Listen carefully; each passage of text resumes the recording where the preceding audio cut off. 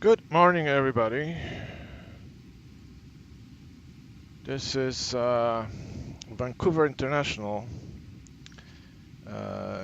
CYV Airport, and today we're flying to Ketchikan, Alaska. Unfortunately, I cannot do anything with the weather. It is pretty cloudy here, so I hope that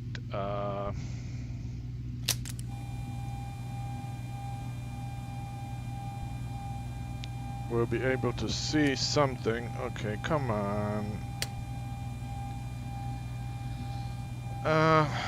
Something, because the views from the mountains are absolutely stunning, amazing.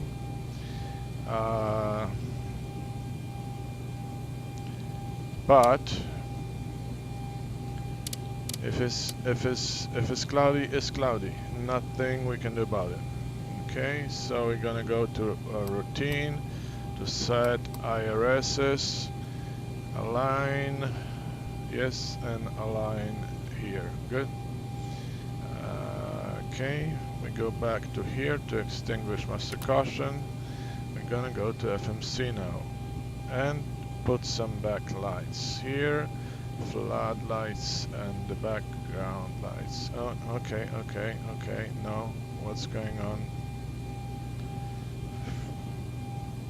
First officer now. We're talking about glitches. Everything is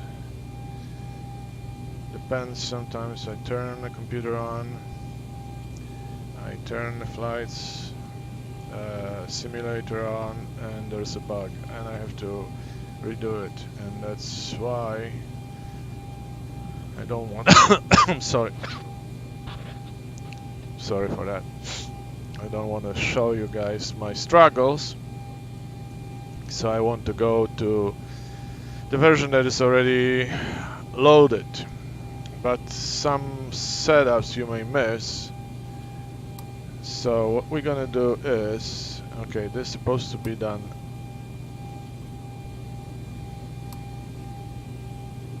Adjust vertical speed. Adjust. Climb now. Climb now. Climb, crossing, climb. Climb, crossing, climb. Climb. Clear of conflict. Descend, crossing, descend. Descend, crossing, descend. Descend now. Descend now. Increase, climb. Increase, climb. Increase descent. Increase descent. Maintain vertical speed. Maintain vertical speed. Crossing. Maintain. Monitor vertical speed. TCAS test. Pass. Oh, that TCAS test. Anyway, this is all correct. This is still valid to April 24th. Today is 21st. So pause in it. There we go. We have last position here. We have GPS left, which is gonna be copied to Scratchpad and paste to this boxes right here. Boom. We have reference airport, which is Charlie Yankee Victor Romeo, and goes here. And you see that numbers are matching, so close enough, just a point. So we are in the right place. When we are in the right place, we can go to route. The origin departure is already here. Assigned runway today is 08 Romeo 08R. So we go here, 08 Romeo, boom. We're flying to Alaska, to Ketchikan. Code for Ketchikan is Papa, Alpha, Kilo Tango,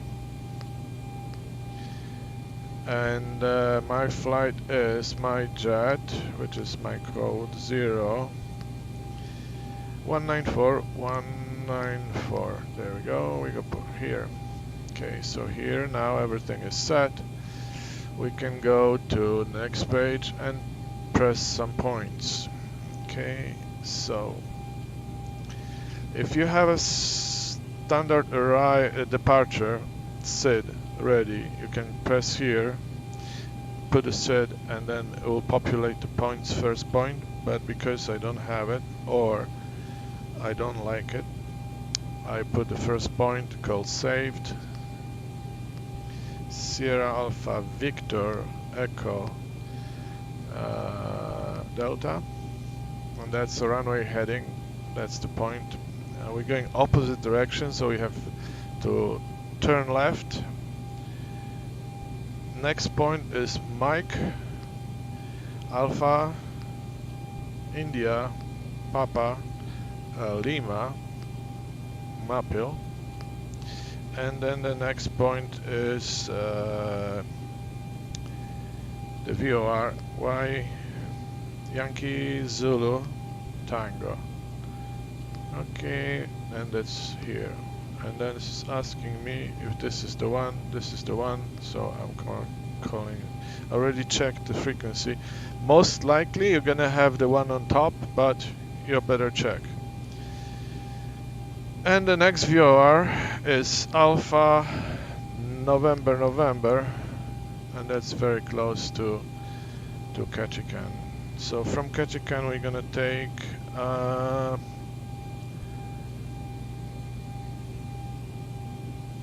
okay, how did I did this? I think I select the... Okay, so because I brief everything just before I put it in, so I already put my plan into computer, check everything around, excuse me, check everything around, and that's why I'm saying how they arrived to the situation that I have already. Okay, so this is how they did. Ketchikan arrival is this. We take ILS Zulu, and there are no stars. And this goes from Anne, and Anne is already there. So we just go route, activate, execute. We're gonna step through it to see if the route looks cool or is jagged or is sending us in the wrong direction. Which happened before, I'm telling you. It's not all that straight. You make a spelling mistake, one letter off somewhere in the point, and then it sends you a totally different direction, and then if you don't check, you are in trouble. Not so much if you catch it, but if you fly there and you have no fuel, you know what I'm saying. Perfect it, the next page, zero fuel weight, I always click. You could load the fuel from the couple screens before, but I'm just gonna tell you momentarily how to do it. Where's my calculator?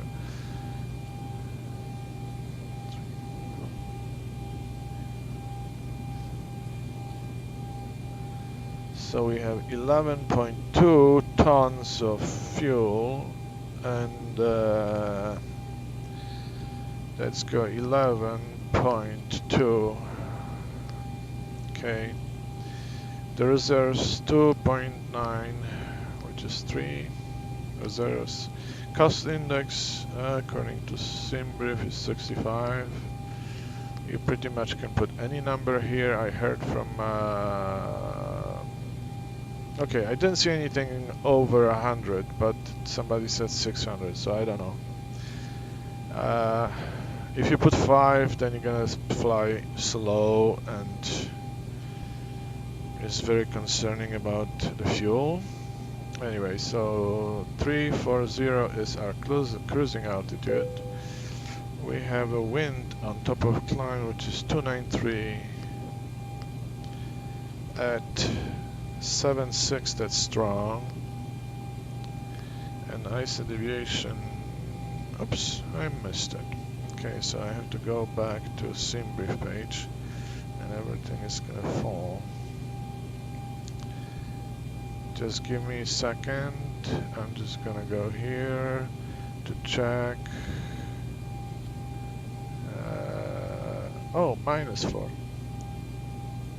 Okay, so we go -4 here and click.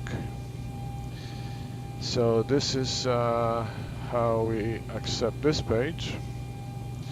Then N1 limit is the next page. I just press this button, which is telling me the temperature from outside, and rates for the engines, for thrust, for takeoff. I'm gonna do 45, that's how I start. Okay, I'll do 43. A little bit better, because I want to go around 90 something. So this is how it's set. We don't do anything. This is next page, flap, long runway, so we go flap 5. We go CG is 22.1, trim set for 5/16 units. You have V1 speed at 138, VR rotate speed 140, V2 is 147, and that's good. And that is, there's a second page for that. If, let's say, a runway is wet or there's strong crosswind, you can enter more data, but I'm not gonna do it just because. We go to first officer, FMC. We go to legs, and you see already I see discontinuity, but I'm gonna go here and fix that. So normally when you see discontinuity will be like square, okay? And because it's the last on this page, so I have to go to next page, okay? And the next page is PuTTY, so we click this into the scratch pad and then go back to previous page and copy this right here, and then execute the change. So now you have no discontinuity, and the next page is pretty much populated. So when we in this area, we're gonna put some fixes for runway.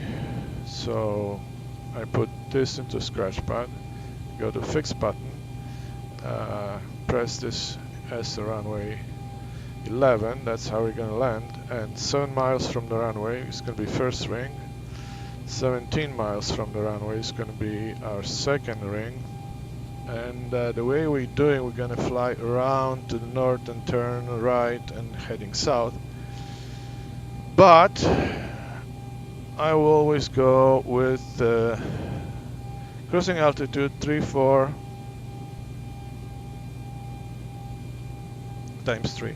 Excuse me, 3. That's roughly is 102, so roughly 102 miles before the runway. We're gonna have another ring, so telling me that I have to look for top of descent or descent if the winds are not favorable, and I'll decide it then, because that's how it is. Okay, so we go legs again. We can go to this panel and step through our route, which will be the button here. We move from map to plan, and it is plan, yes. We go look down and zoom down to see both systems. Okay, good. So this is our runway right here, 08 right. We're gonna take off to saved runway heading, and then we turn left to map hill, and that's the next one, and we're gonna turn left again to Y Yankee Zulu Tango. That's top of Vancouver Island, and we're gonna fly from that to next VOR, which is Alpha November. and this is also a holding point. So we're gonna go next to putty, and you see this is how it did.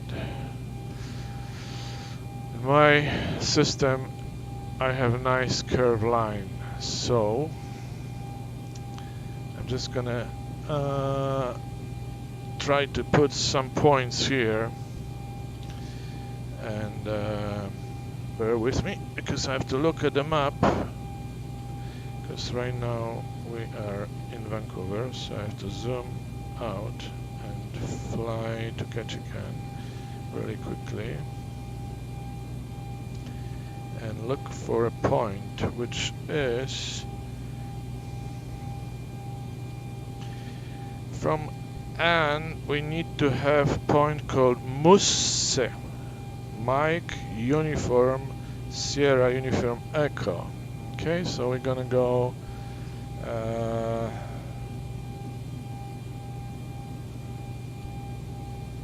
we have to insert that point here because the next point is the one that I want. Okay, so we go here to the typing, go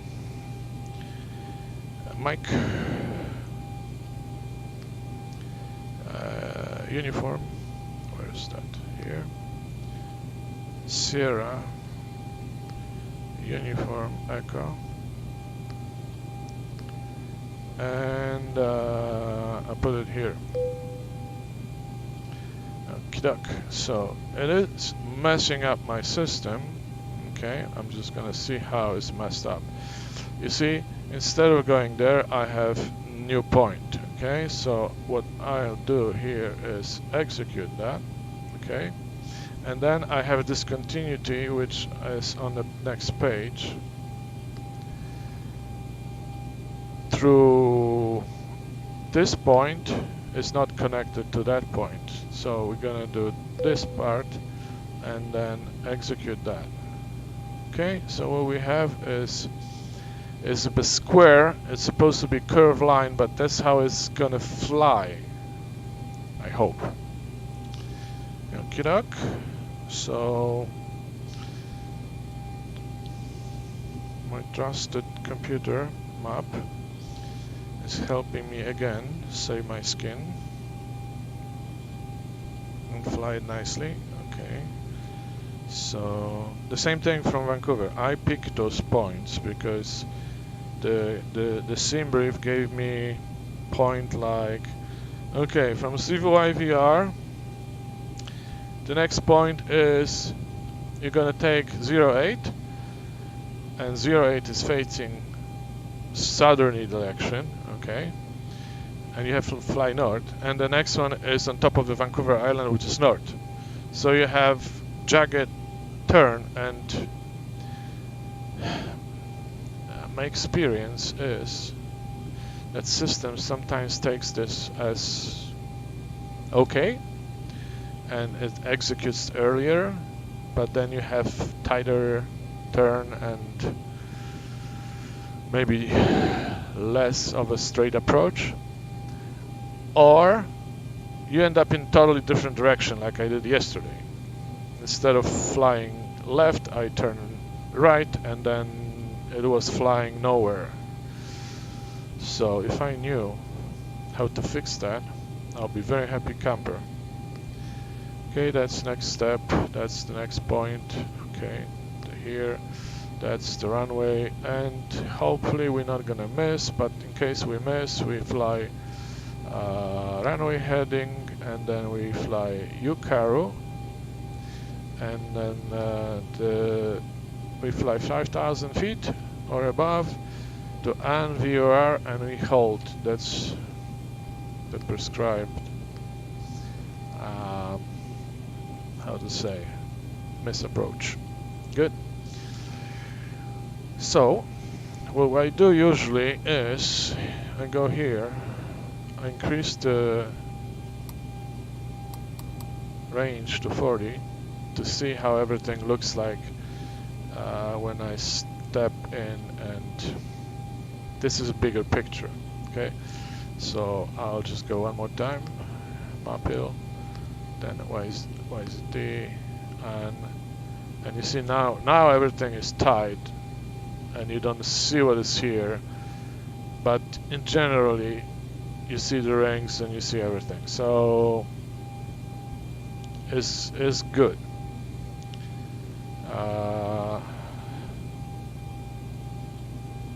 We're gonna go save April Putty rental runway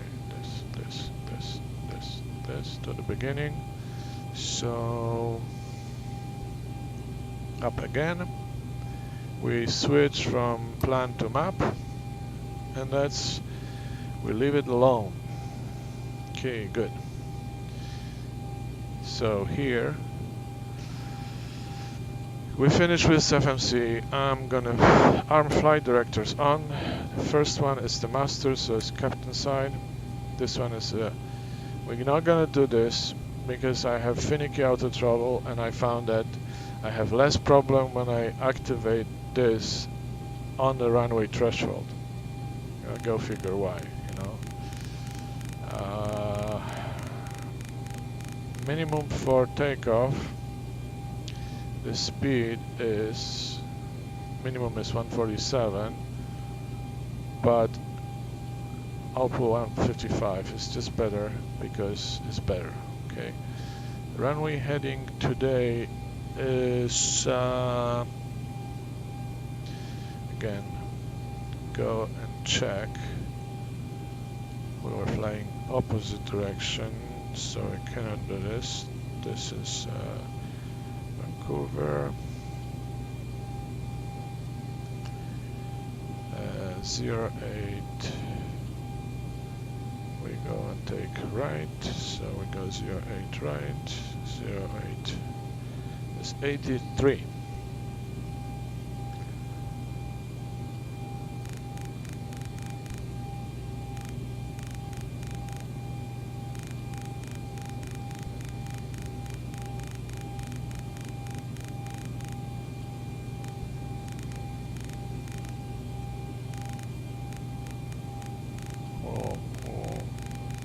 I'm turning in the wrong opposite direction.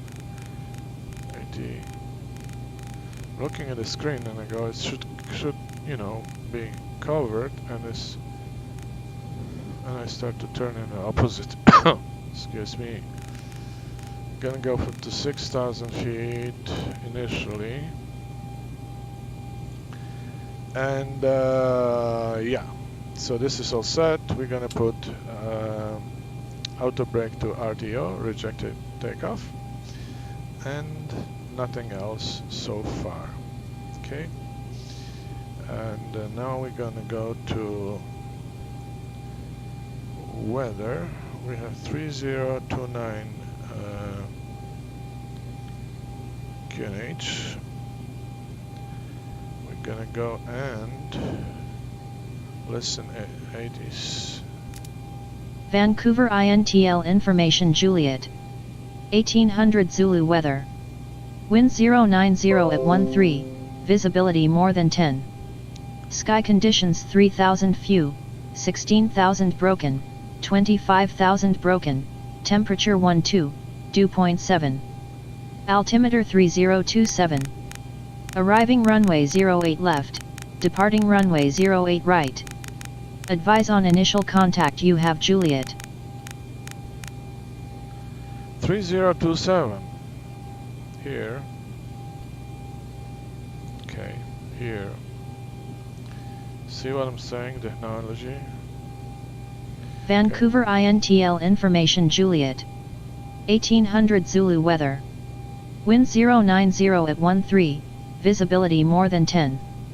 Sky conditions 3000 few, 16,000 broken, 25,000 broken, temperature 12, dew point 7. Altimeter 3027. Arriving runway 08 left, departing runway 08 right. Advise on initial contact you have Juliet. We have Juliet. Thank you for Juliet. We're gonna put it to sleep. Thank you very much. So we're gonna click this off. That will not gonna have any problems having a weird reading or Here is fine. Here is fine. So, going to overhead panel right now. And from top, we go to yacht number. Everything else stays the same. We're gonna put some fuel, so we have fuel pumps on, and I'm gonna switch to APU soon. So we're gonna put the seat belts on. We're gonna put lights on, okay, and hydraulics on. And we test the window heat and turn the heat on. In colder temperature you have to do it earlier, otherwise it will fog up and you will see the real effect, like a milk on the glass. And we go 1, 2, 3, and then let it go. So for this moment I'm just gonna go outside. When IPU is pulling up, we're gonna test the flight control. Oh, sorry, what is going on? Full right, full left, full down, full up, rotor left, rotor right, and the wheel is turning also. Okay. Next. Gonna go here, and then you can also check the flight controls on this page here. So spoilers up, and I'm just gonna go out to show you. See, spoilers are up. Okay, spoilers down, back. Here, spoilers down, and then full right, full left. You see what's going on, okay? There's other useful information there. Okay, let me put the camera down properly. You have hydraulic, you have pressure, and all those things are good. So we're gonna start the engine soon, so we just go to engine page, and this is how it works, okay? So we have oil, and this is 0, this is vibration 0, everything is 0 right now.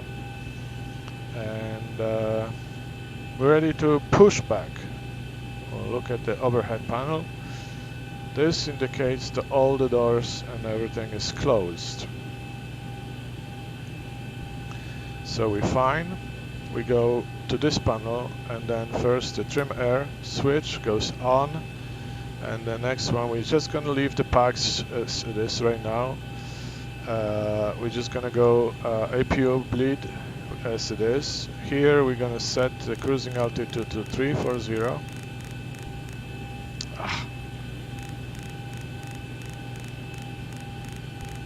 I'm using a scroll mouse wheel, and sometimes that's the frustration I have. Okay, so you see APU is on, so what we're gonna do, we're gonna put APU on the bus, we're gonna put APU bleed on, and you see the DAC pressure rising. That's what we need for engine start. And this does nothing, but it's for display. So from ground power to APU, now you said if you have a number, then means that you're connected properly. If you have 0, then you don't have it. So ground, you see, generator 2 is 0. Okay, so this is going to be our next step. So from now, I'm going to this panel to turn the GPU off, okay? And if you don't connect APU, you will lose power, okay? We didn't lose power, so that's good. We're gonna plan our way out from here.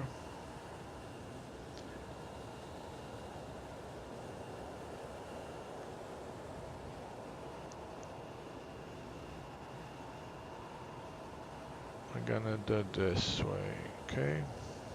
Alright, Captain, got the directions. Let me know through the menu when you're ready. Electrician and fuel. We're just gonna go there. Electric and fuel. Oh.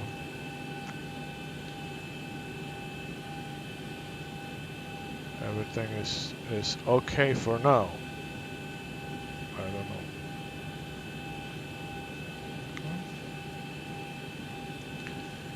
So let me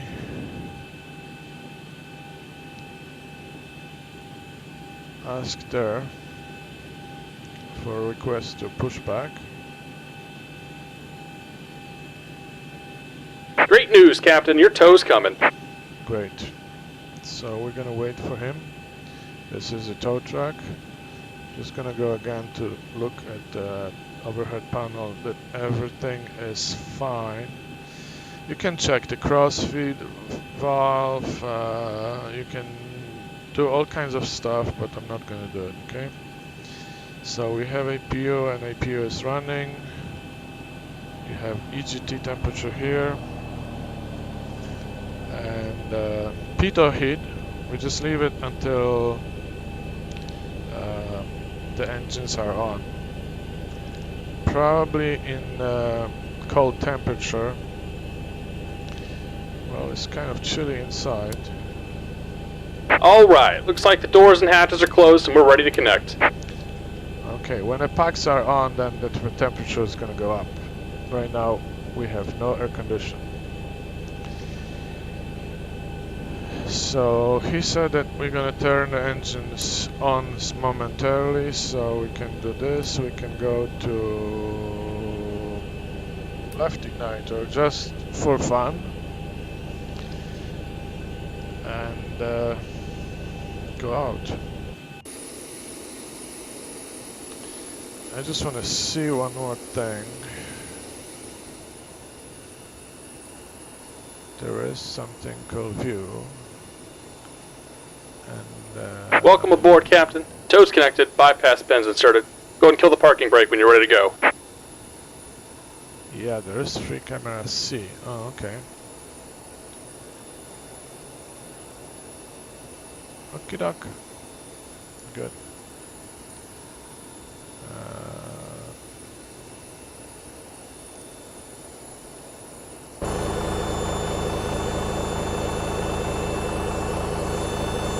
This is how it looks like. It's cool, huh?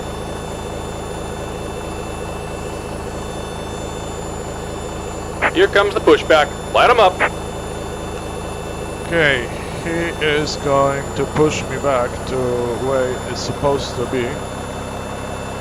The pin is disconnecting that part from hydraulics, so it's free.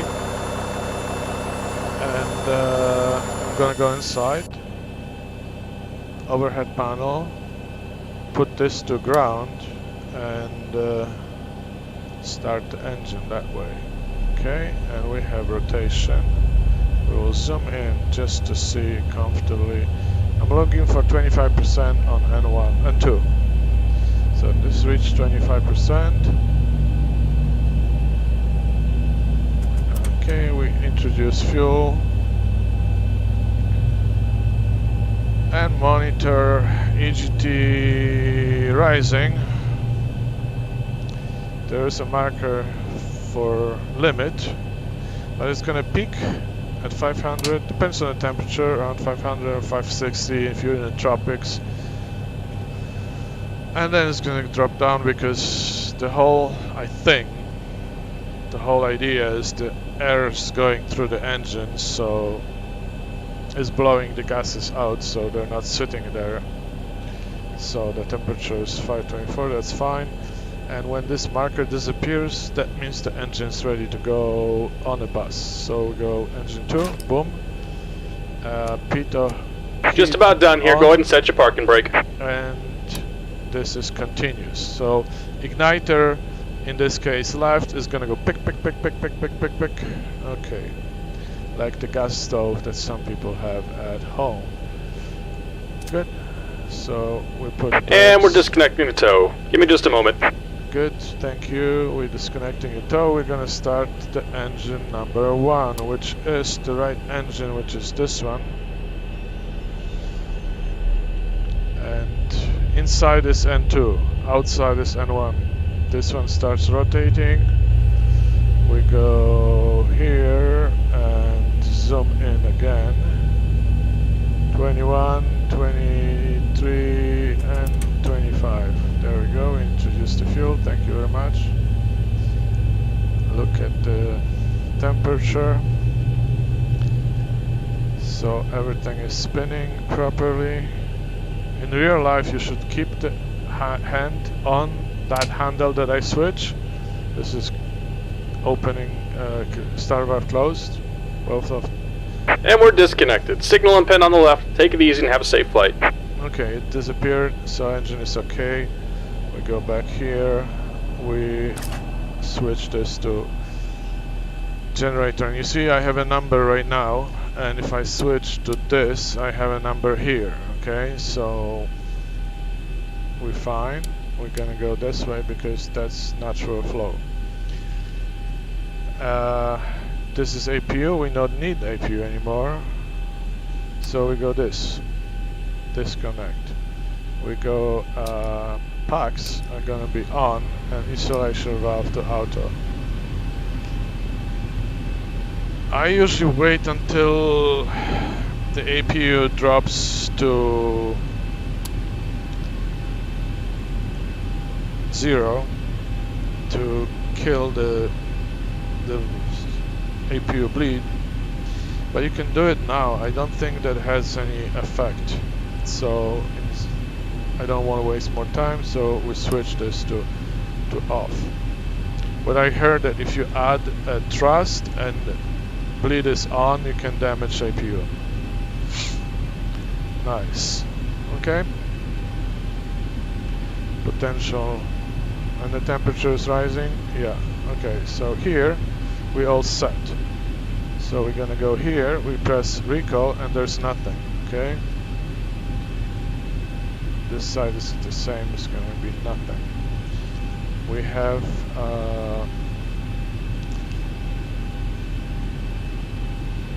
Almost everything set.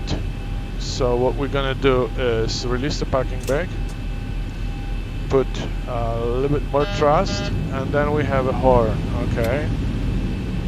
So horn is telling me that I am not set up for takeoff because I don't have flaps. So I'm setting up flaps now. We set 5, so this is number 5 here. And I'm going back to my place. And we're taxiing to 08 right.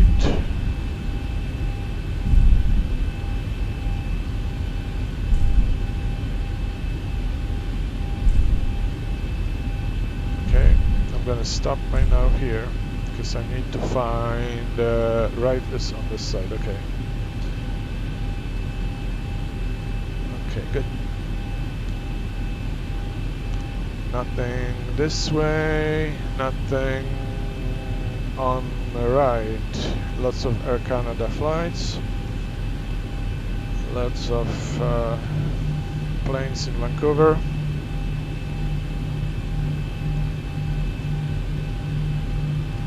Fortunately, we have to cross one runway, which is on diagonal.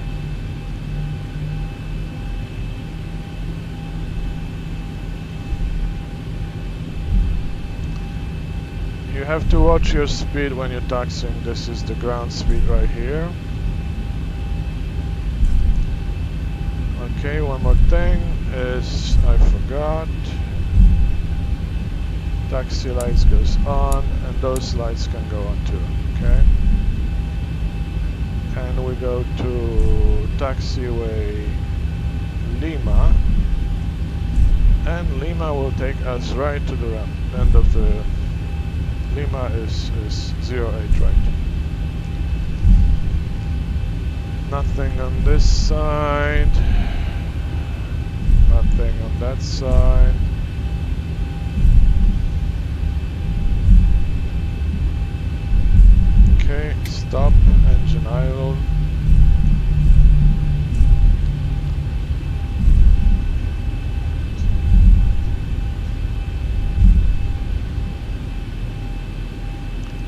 Okie doke. So usually you're instructed to hold short of the runway. Sometimes they'll tell you that you can go, they tell you in advance, but since I don't have an ATC and I'm flying without the network, so I'm just gonna go myself to check everything. Approach empty, runway empty. Approach, just in case, because you never know. Approach empty, runway empty. Now we can continue.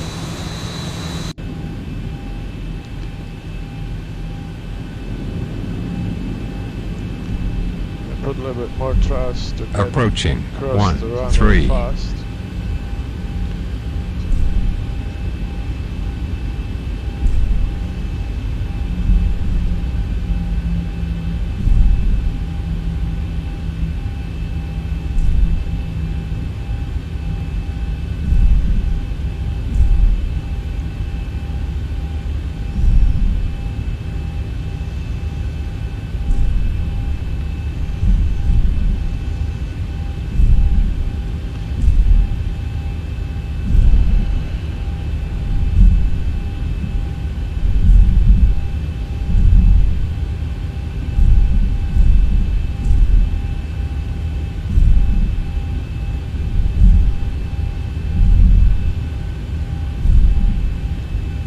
So we taxi towards the sea,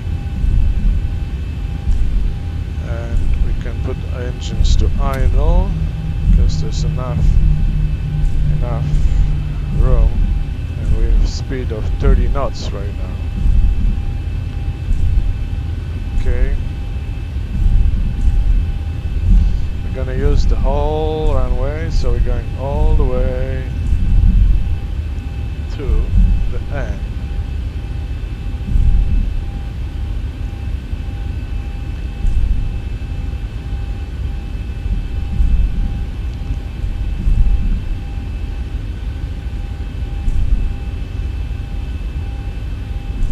Okay, brake too fast, too hard.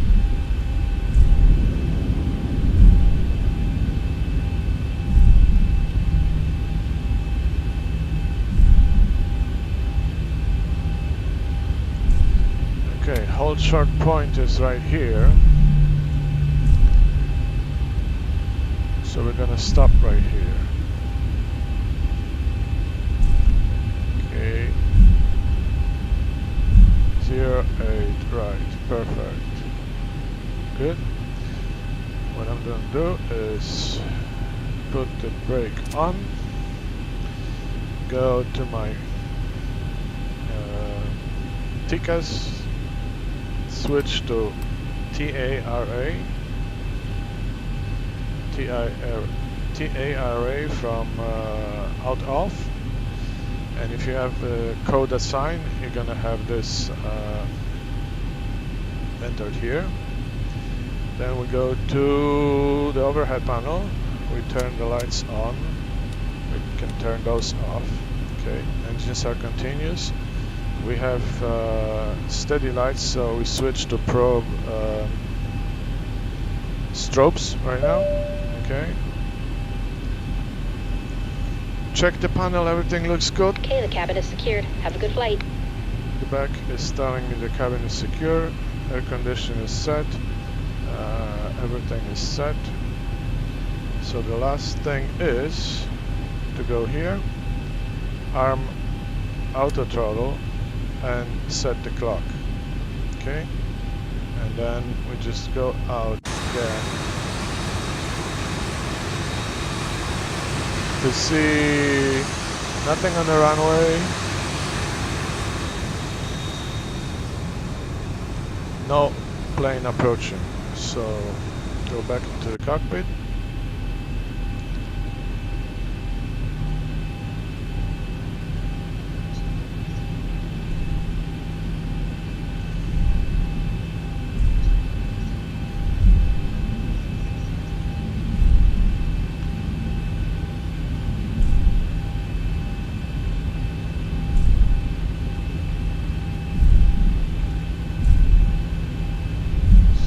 because this is all left turns, I'm putting a right engine on to help me with the thrust. Approaching 08 right.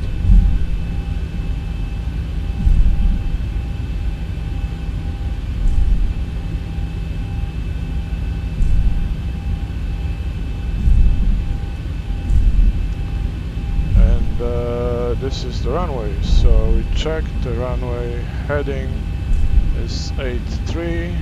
On runway 08 right. 3. There we go. So we go 40% of thrust to speed up the engine. And Toga. Hopefully I'm not gonna lose auto throttle.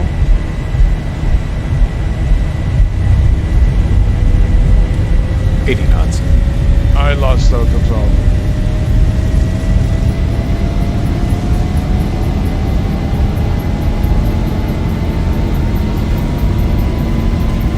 V1, rotate.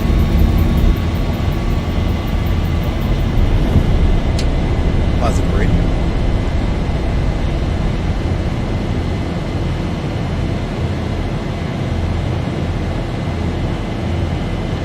The freight gear up.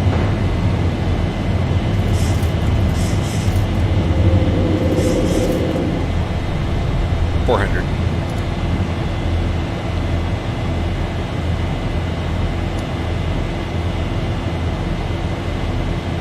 $1,000.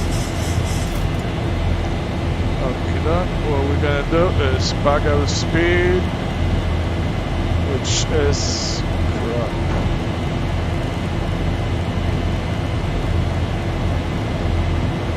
We're gonna put LNAV and Command A.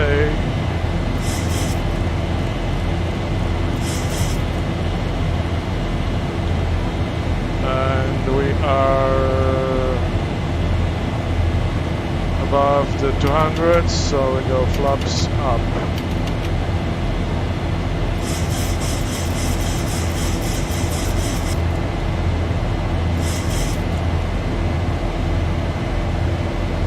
Bye-bye.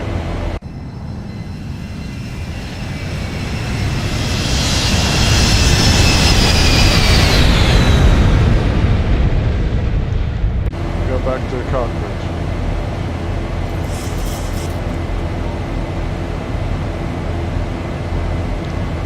$4,000. We're gonna go 15 right now.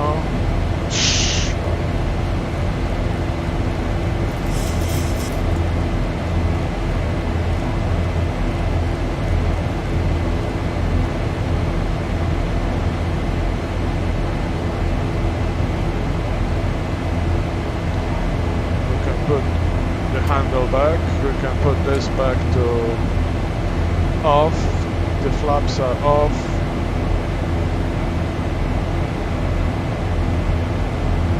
And we're not flying with the speed that it's supposed to be. I just don't know why. But I'm gonna press VNAV and see what happens.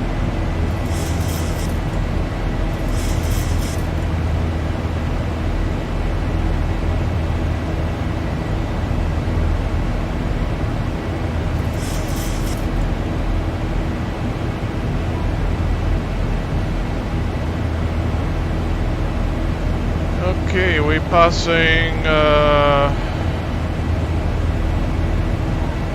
we're gonna turn the lights off. We're gonna leave the engines on the continuous because we're gonna go through the clouds. And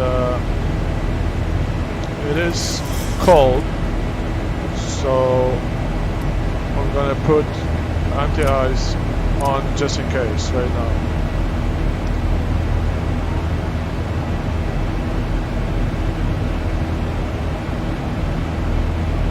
Ladies and gentlemen, please continue to observe the fasten seatbelt sign until the captain has switched it off. We do recommend for your comfort and safety that you keep your seatbelt securely fastened throughout your flight. There is a call bell, reading light and fresh air vent in the panel just above your head, and we'd like to remind you that this is a strictly non-smoking flight and all toilets are fitted with smoke detectors. We invite you to sit back, relax and enjoy your flight with us.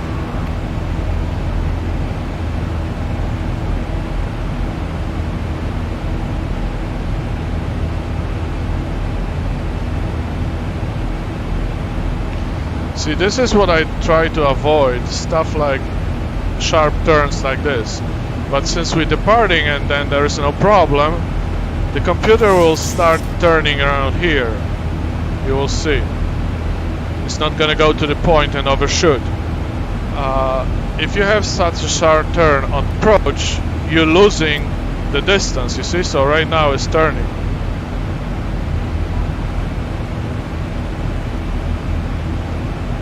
Maintain to find out to find the right course to intercept that line here. 1,000 to go. 1,000 to go. Okay, so we go 34.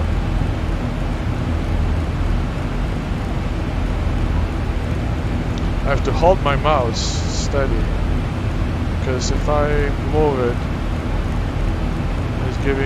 it's gonna zoom in and then the whole thing is. But I found that this is faster way to adjust than clicking on it,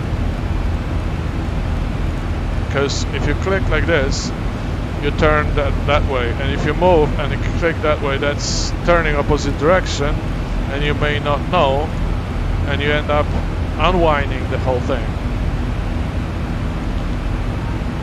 Okay, we're going through the clouds again.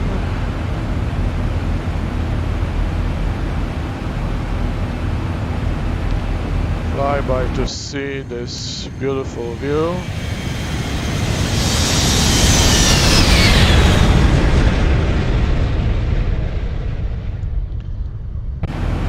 And in.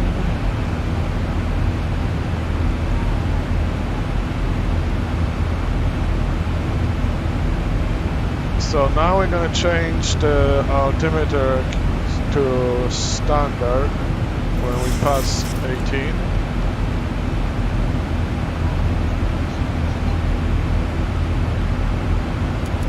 Good. Good.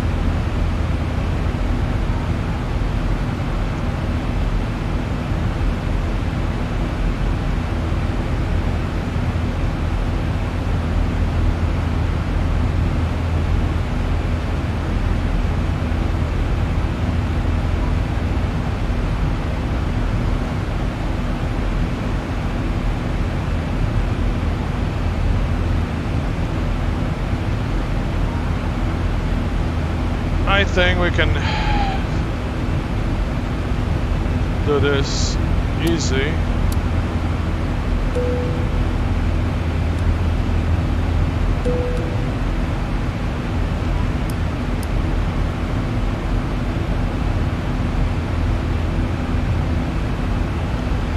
Check that the pressure is rising, cabin is climbing.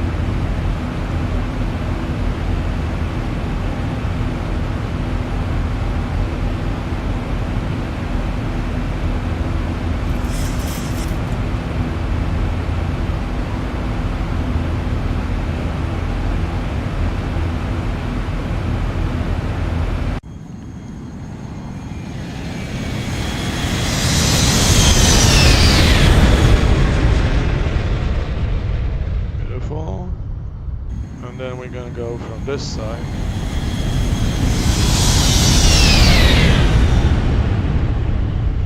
So, not much to see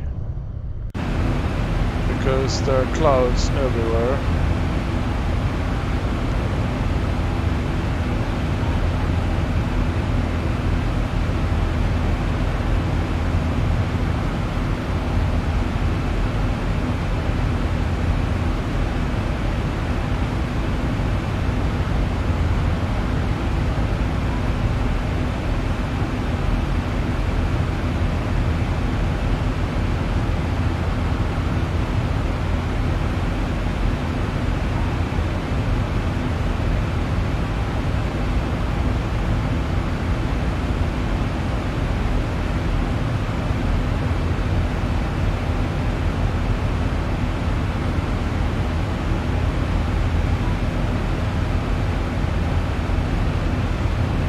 appears that I did not put some points to smooth the turn,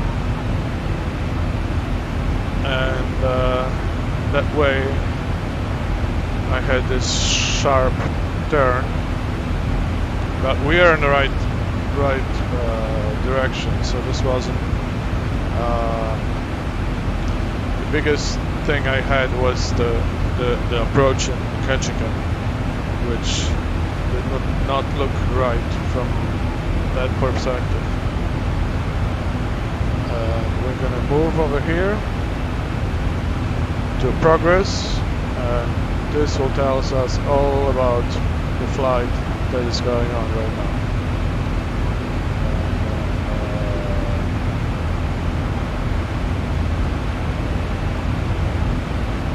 Wow. Temperature, crosswind, left, and everything. Previous page. The most important thing, how far are you from the top of a climb, which is 18 miles. Okay, and when we go to cruising altitude, we're gonna start to put some information to FMC, the descent information.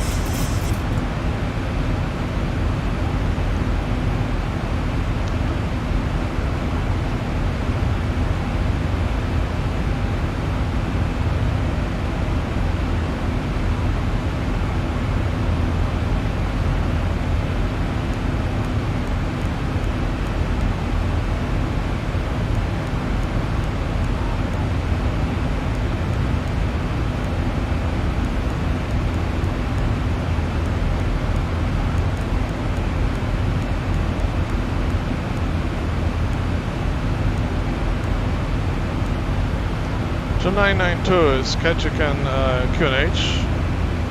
Just gonna zoom in and check again. This 2992. This 2992. If we have something else, then we change the information. But right now, we're just gonna use this.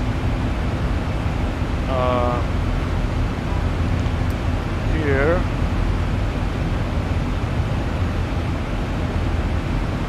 I think we should go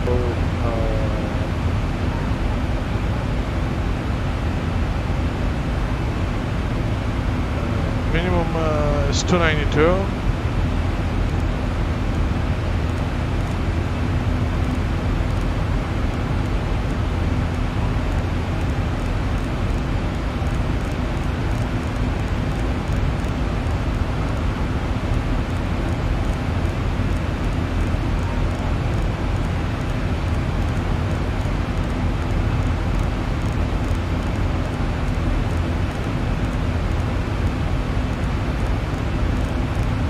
Thousand to go. 1,000 to go.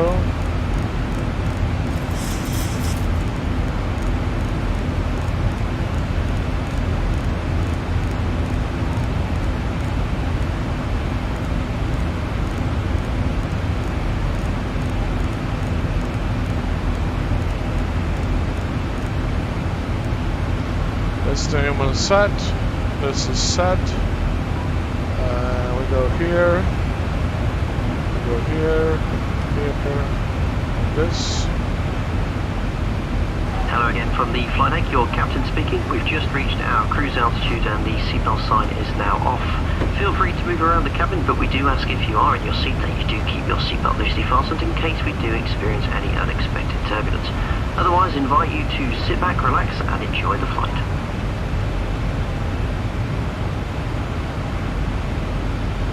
Okay, I'm gonna go to FMC now. I'm gonna go to destination forecast. I'm gonna put 2992.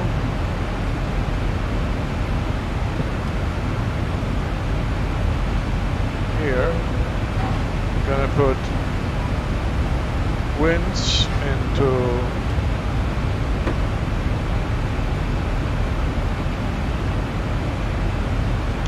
FMC, which I heard it helping, you know, like in real life this is important, but here we're just playing along.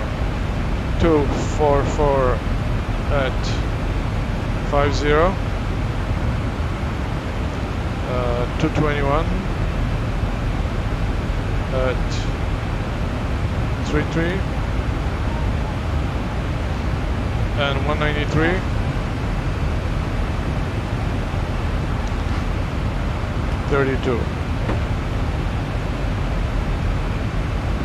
Good. Accept. Okay. The next thing is we're gonna go to approach and calculate the weight.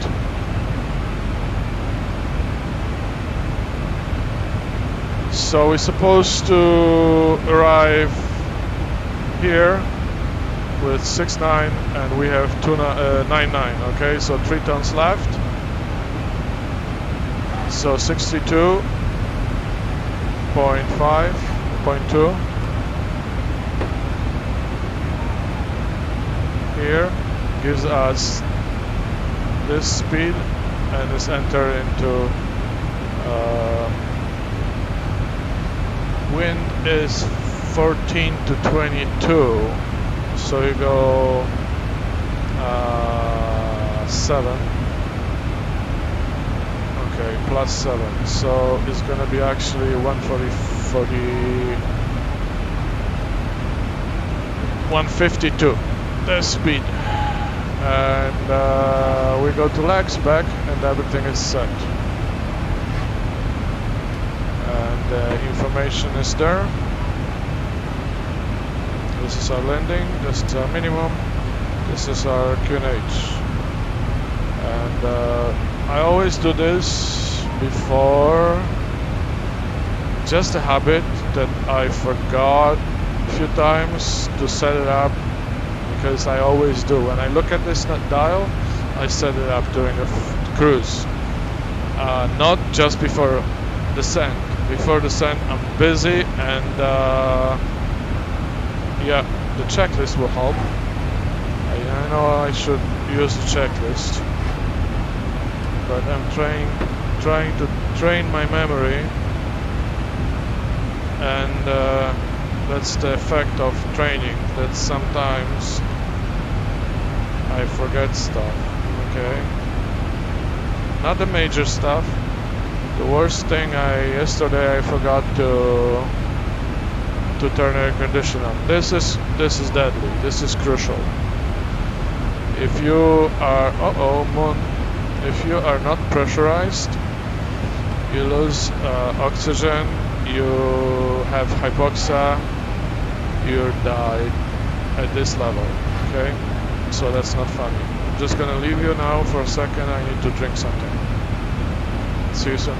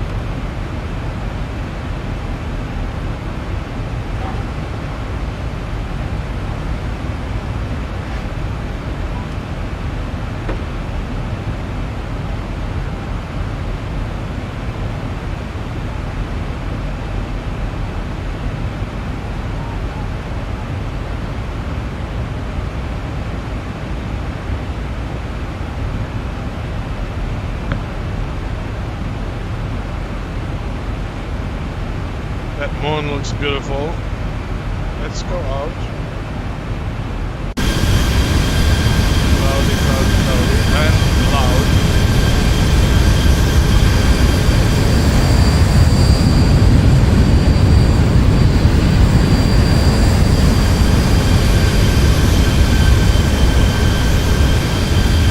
But I don't think there is a way to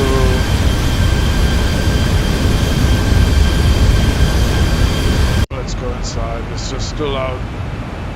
There's a way to find how far the clouds are reaching instead of just looking at the map. But whatever. Cannot. The scenery underneath is stunning. Unfortunately, this region is known for a lot of like rain, and it rains pretty much here all the time. That's why it's called the northern rainforest. All winter and all spring. So far, the weather is kind of changing. We all know about it, but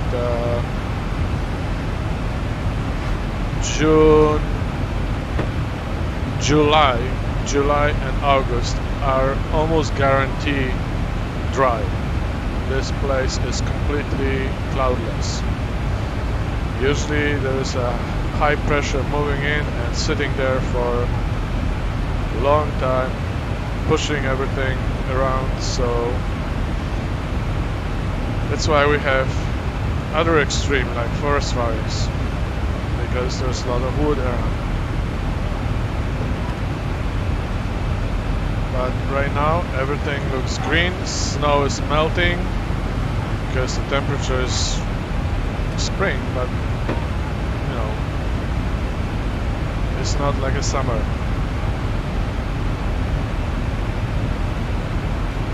I always joke that here is we have two seasons, winter and brief summer, and that's it. Because in winter you can have temperatures around 15 degrees, and in June you can have temperatures around 15 degrees. Anyway, we are coming to the point that is 83 miles away, and then 300 miles to Alpha November, which is VOR just on the other side of the mountain. So that's why there's this kind of turn up north and turn south loop.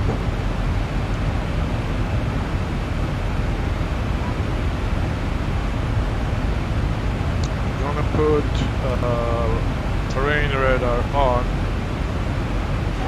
the first officer side, because I usually keep this on a higher range and this one on the closer, so I'm not gonna change the range here, but as we're coming to land, I'm changing from 40 miles to 20 miles. Just to read better. But I also have a moving map, and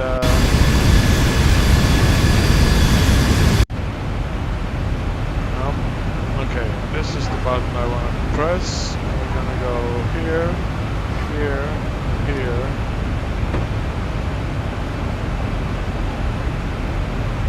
And load the map.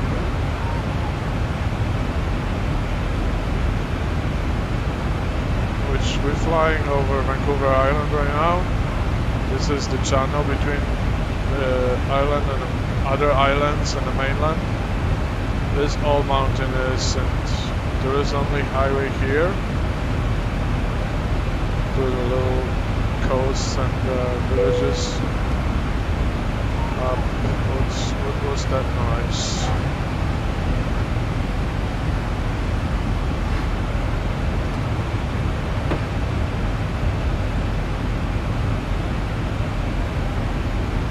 Maybe nothing.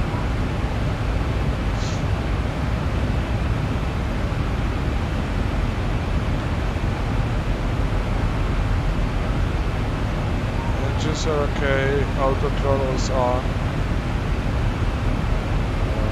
Okay. Maybe we should update the heading.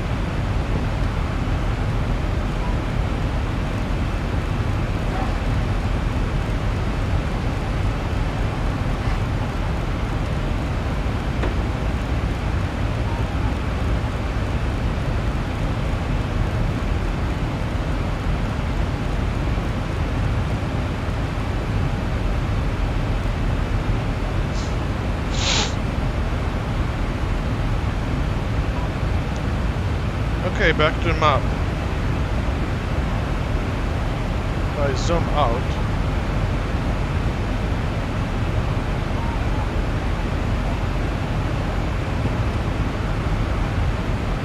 okay, I have an issue. Okay.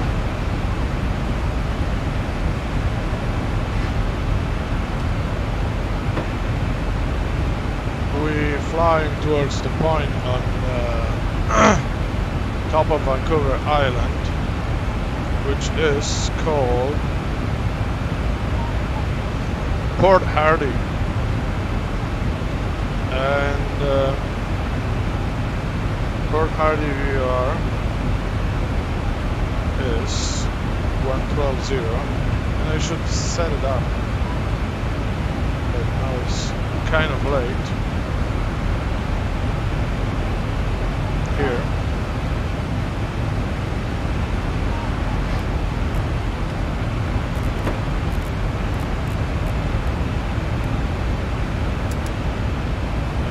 See, the VOR zooms on the Port Hardy, which is straight ahead, and we also have the name DME 55 miles, and then this is GPS DME. There's sometimes a little bit difference, but not much. The difference is because the VOR sits on one side and a point is created somewhere else. It's just for convenience when they put coordinates in the point. Okay, we have a ding. I think this is just a ding to check on us, because there's nothing else here. Nothing else.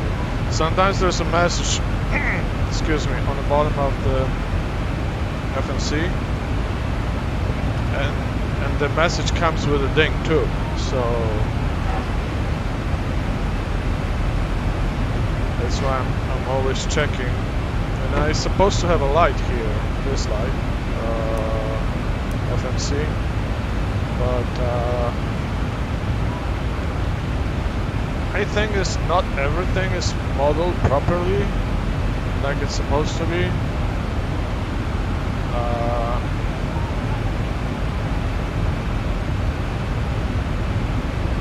Some of the switches are not modeled. Like, remember what happened recently with that Max series aircraft? If you look at the stabilizer trim, those switches are not modeled, so there's nothing here you can click. Okay, you can do all the alarms and stuff, yes. What else is not modeled? Okay, we're gonna turn around quick because we're coming to the point. It's 42 miles. Okay, I have a time for a tour. What's the best way to do it? Let's do this.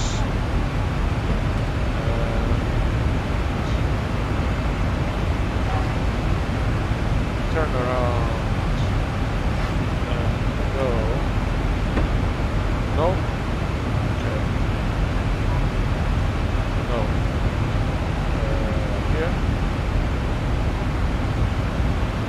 cannot jump from the window.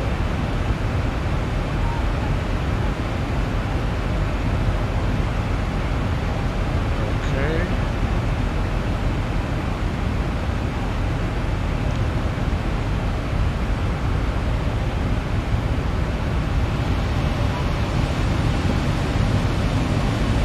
This is not model. This flag is supposed to be during a flight, like this, and the door is supposed to be armed here, which is not, and the same thing on the other side.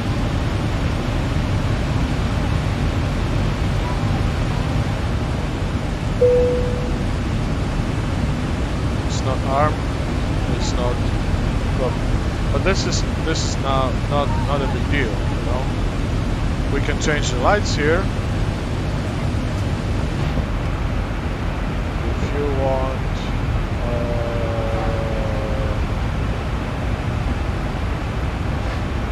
Cabin lighting,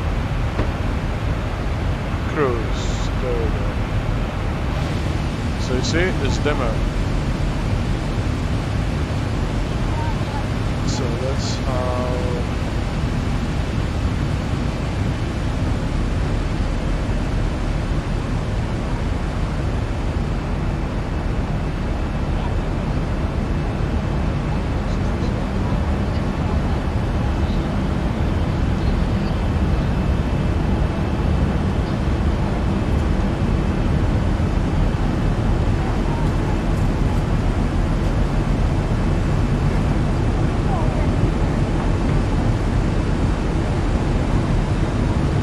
There's no food here.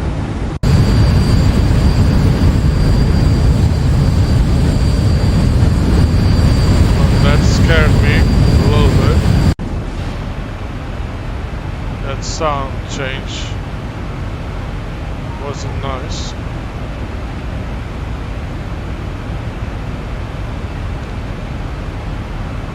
Okay, there's another thing that shows the navigation the whole time.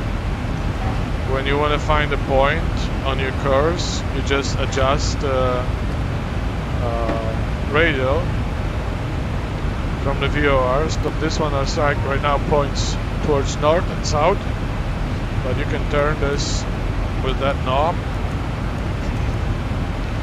And if you look at the map, sometimes it says like radio 190 something is this point, then 173 is that point, then 151 is another point, and 138 is another point. So that's how they mark the points, just in case if you have a failure or something, you still can fly without looking out the window, just here. You can set up 2 VORs on one side and then on the other side and crisscross those numbers, but you need to have a map for it, because from the VOR you have the indication where you're supposed to be and which radio is supposed to follow. So I don't know if that's interesting or boring. Let me know, because as you see, I just start to do videos on the YouTube, and I don't mean that this is tutorial. And my idea is to have a record of what I'm doing, number one. Second, if I make a mistake, I can always come back and rerun this and learn from my mistakes, not to do it again. That's number 3. For you guys to enjoy how I'm setting up the aircraft. That's all.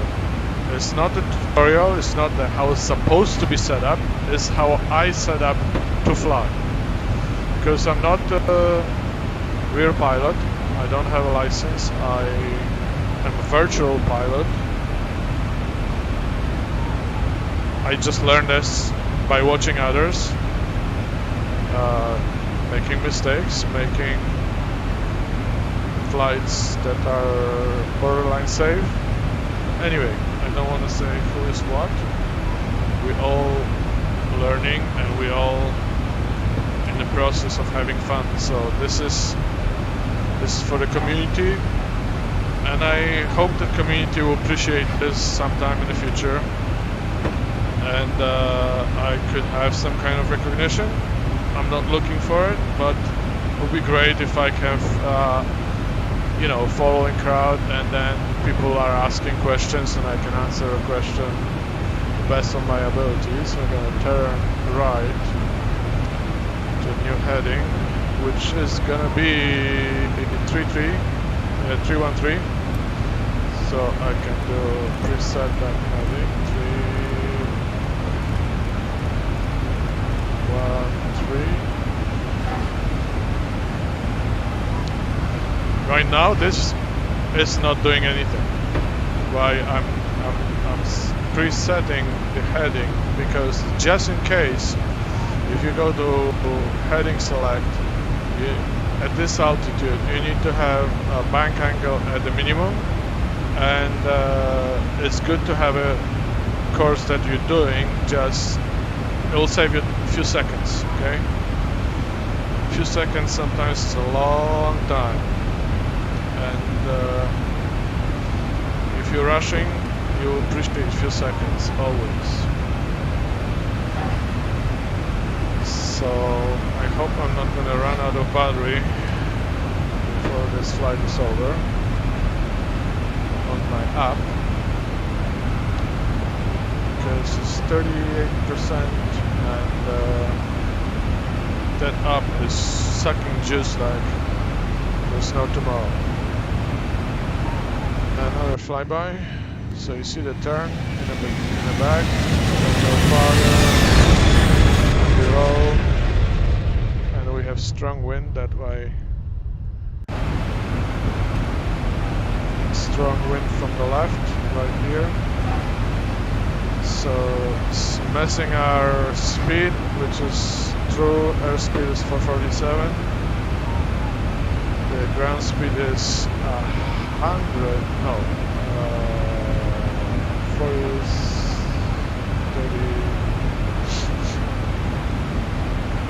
70 knots less. Yeah, because we have bloody 100, no, almost 100 knot wind right at front nose. So that's how it is. But the speed here is, that's how those planes are cruising. At between this number and 8.1. 8.1 is going to be probably top number. And with that wind up front, I would not put any more, because you're just going to lose a lot of fuel. And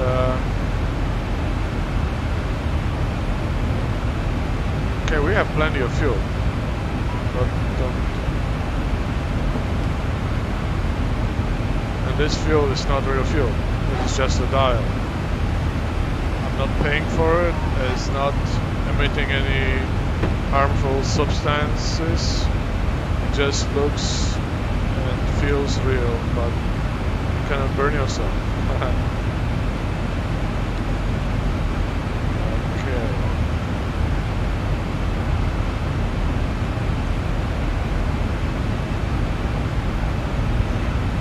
You can also use this to set your reminder. Let's say if you want to change course, what course is like approach course, you can set this number here. But right now I just leave this as north-south direction. So when I look at it, I know what is my position towards the north or south when I see this line. Okay. So I'm sorry that we cannot see anything except the white fluff. Okay. White fluff is here. I'm in clouds. Here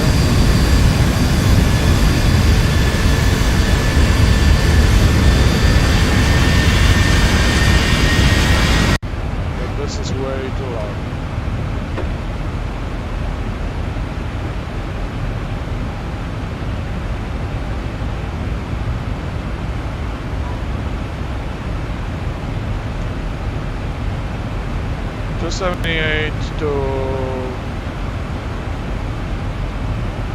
this almost destination. We're gonna look at this number here, because this number is more important. This top of the sand. And the computer calculates that we should have top of the sand 210 miles from now. We should arrive at 2107 Zulu. So when you look at the clock, on this side I have Zulu time, which is UTC, different word. And the other side is the local time, but it's not. Because for some reason it's an hour off. Right now it's 1:36, not 12:36. But Zulu time is okay. So you know how long it's gonna be when you have 8:30 and you're supposed to arrive to the point at 9:07. So half an hour from now. There you go. Roughly. Half an hour from now we're gonna descend, so we're gonna descend around 2 o'clock local time.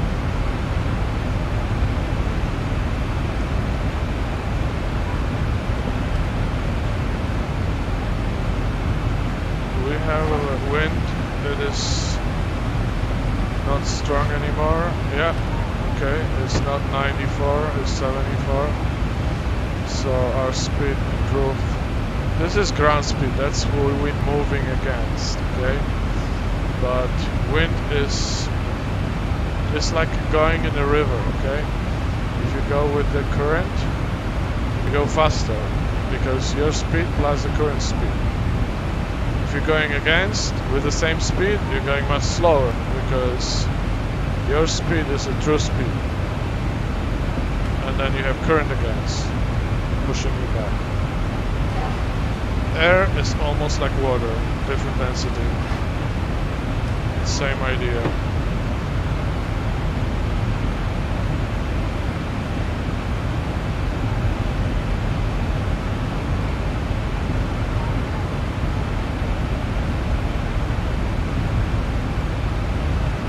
Yes, I wish I could fly a real plane. Always. That's why every time that I have moment to fly, I jump on it because I love it. Okay, and VOR is 17.7, so we're gonna preset 17.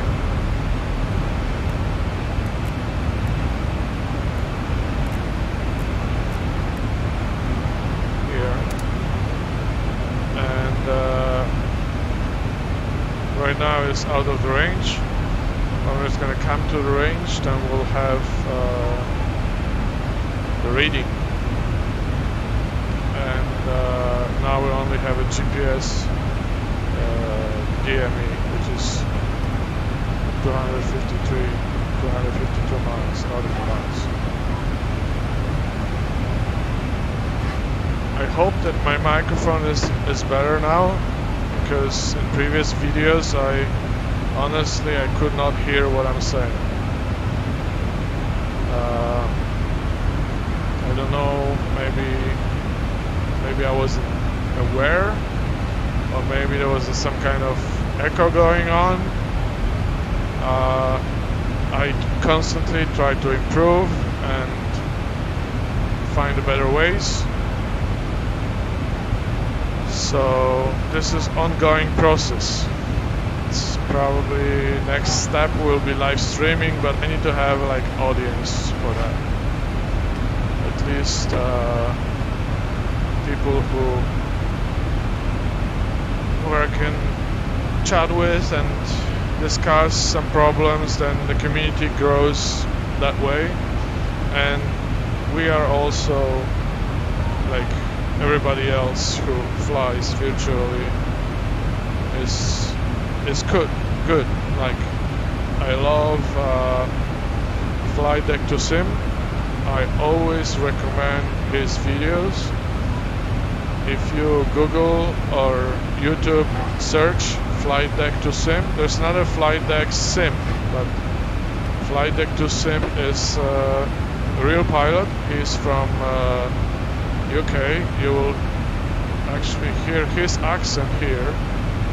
His speeches are programmed into the system, and when I go to the map and see, this is his logo right here. So he's working with the Zebo guy to improve the aircraft. He's test flying every update. Flight Deck to Sim. Cannot see exactly, but it's like Flight Deck number 2 Sim.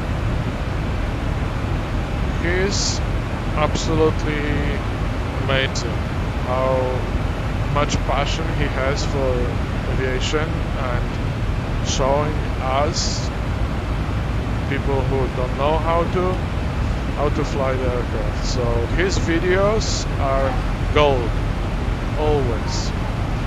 Fortunately, his time is limited because he was promoted to captain, and now he's busy and he's not flying from home. He has to commute to his base, sort of, so it adds probably 1 or 2 hours of time for him to travel, and yeah, until he finds his home as location, or it's gonna be for some time that he's deciding to relocate to that place. He will be robbed of his free time. Not robbed in a way that he's not enjoying, but you know, why he's saying that he likes to fly Center 7, the same way I like it. It's just the right aircraft for short distances.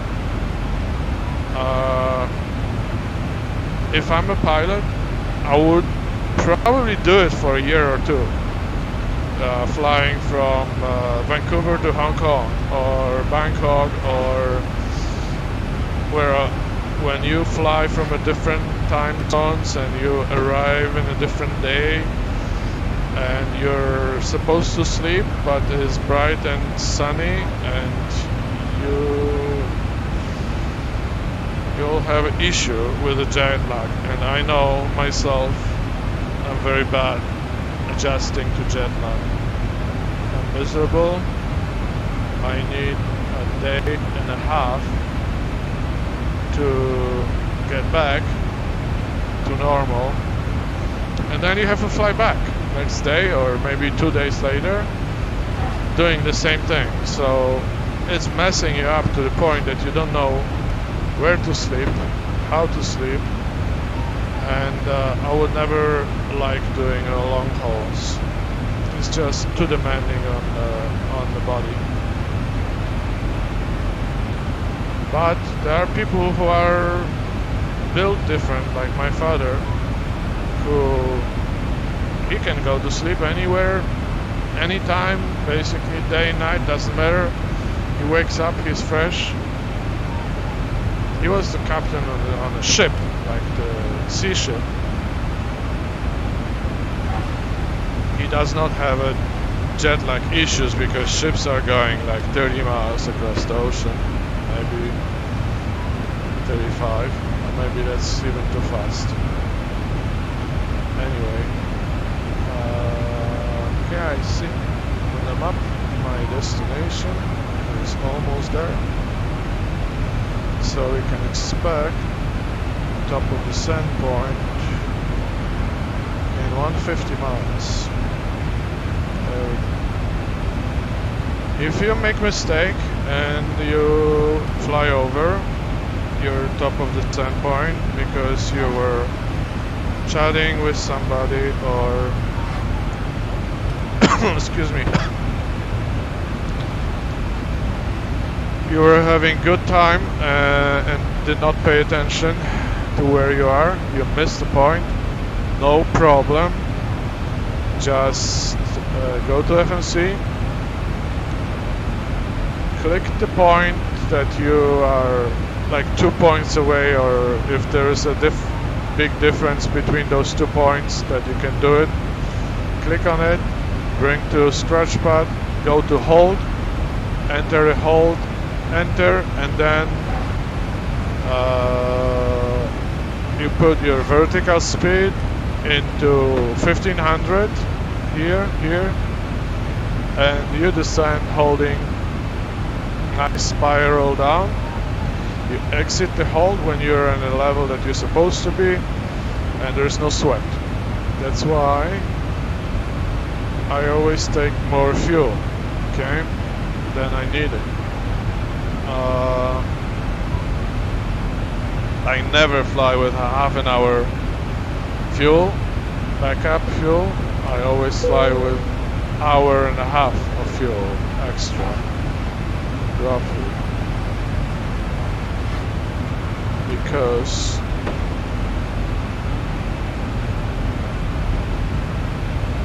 anyway, from experience, I had okay, I was trying to land in airport, and so I was flying from the same airport and landing in the same airport, so just making a loop and then come back. I decided that this should take 45 minutes, so I took an hour of fuel, and for some reason I couldn't land. I was missing for like 2 times, okay, and then I land with probably 10 or less minutes of fuel on board, and that was scary, okay, so that's why I always take more fuel. If I fly in the real world, I will always have alternative airport far away from my airport just to have more fuel. And you don't have to go to alternate. You can choose a different one, but if you cannot land in the airport that you're supposed to, but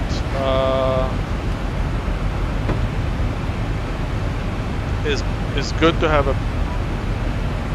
lots of fuel on board, because there is no way to stop and fill it up. There is no air fuel tanker hanging by which gives you a hose and then you can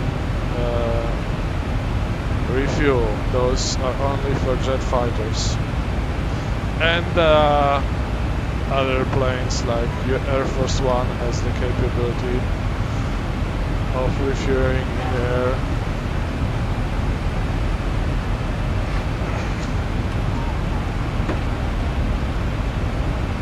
Okay, where's my point? 122.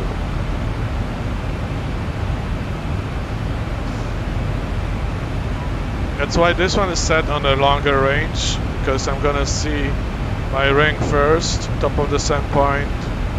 Later I can decide how far they are, what kind of way I'm gonna use, if I'm gonna use VNAV for descent or vertical speed for descent. Both are good. The only thing is that I don't like to use VNAV if I have a wind, tailwind, because VNAV likes to speed up and you know, and also the profile is right to the point, so it is giving you less margin of error. My 3 times height gives you longer descent, and it's, let's say, more steady. And see, we have nose wind right now, so we could use the VNAV for top of the sand. For descent, sorry.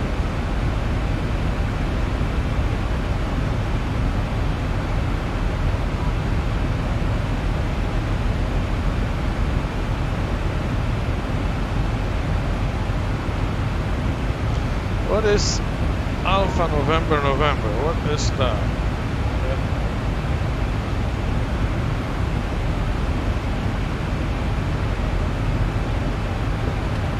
Annette Island. That's it? Yeah, there's not much. Yes. And the Ketchikan sits on the other island on the opposite direction to it, so that's why we have to go north, turn around and fly south.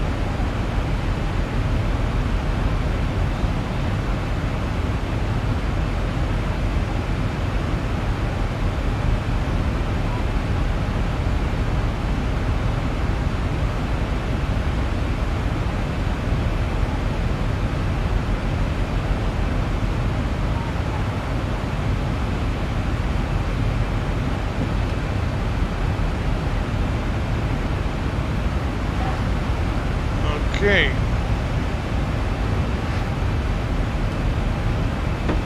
Here.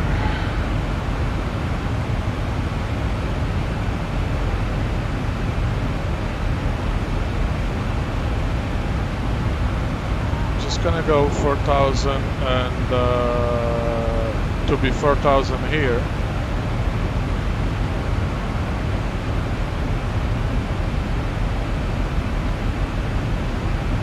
So nothing will happen if you set this earlier or this to 4,000, no?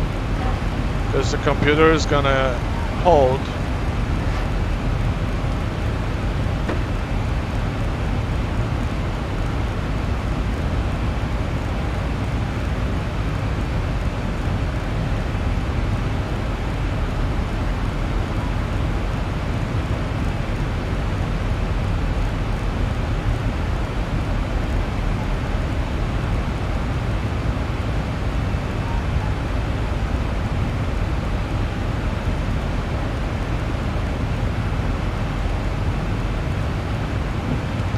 Okay, 4,000 set.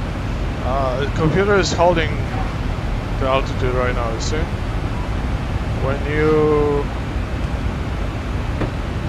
you have alt hold, then the system is saying alt hold, but we're in the VNAV-PAKT, so LNAV and VNAV is running the plane. LNAV is lateral navigation, VNAV is vertical navigation. So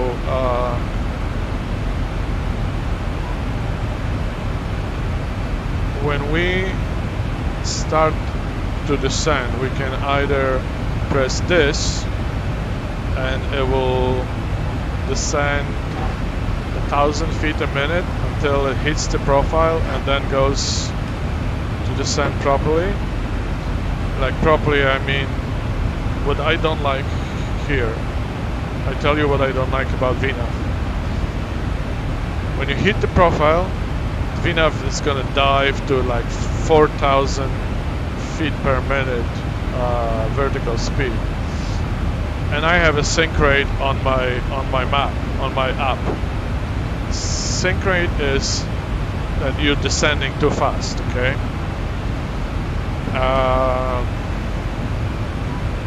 I don't know how this will feel for the people in the back. I don't think it's gonna be pleasant. I feel like this will be, well, riding in a fast elevator down, probably. I don't want to say because I only flew 777, which had monitors in the back of the seat that you can follow the display, like this display.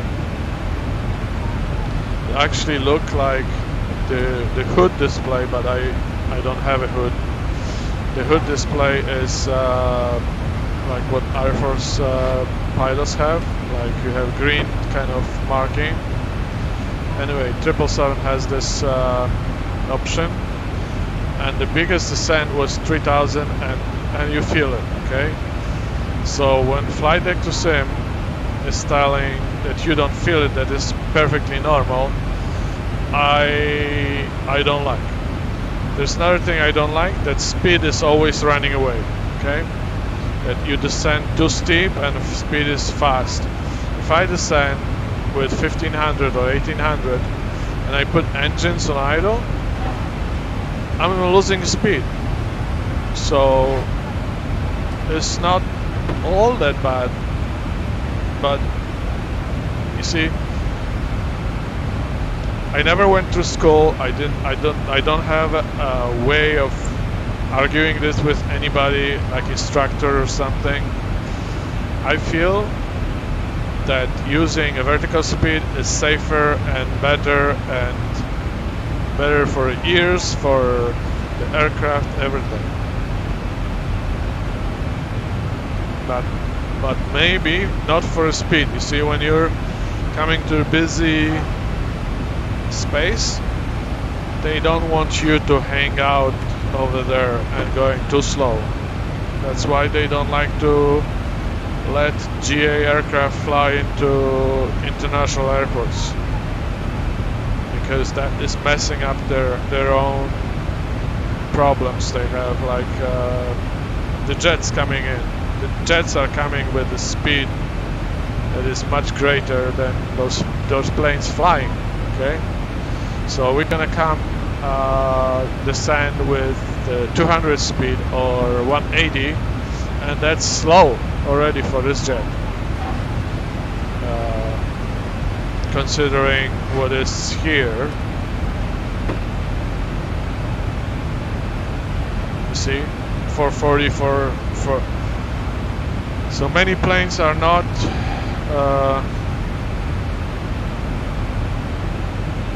reaching that kind of speeds. So if you put Cessna in front of the plane like this, you need to have a big space.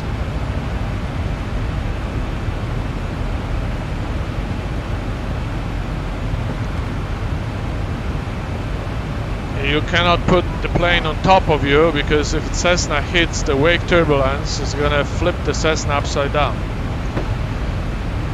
So you need a space between those aircrafts, and that's why you have GA aircraft flying to GA airports or municipal or something like that, regional airports. Okay, my ring is coming up. Top of the center point is also okay. The weather reloaded and it looks promising. No, it was just a second that the clouds did not load in this area. Too bad, because I thought I was gonna have a scenery to view. I'm gonna check what's the ceiling in Ketchikan. Okay, we have a radio, which we have to do. 13445. Okay, we're gonna switch this one back. 3-4. 4-5.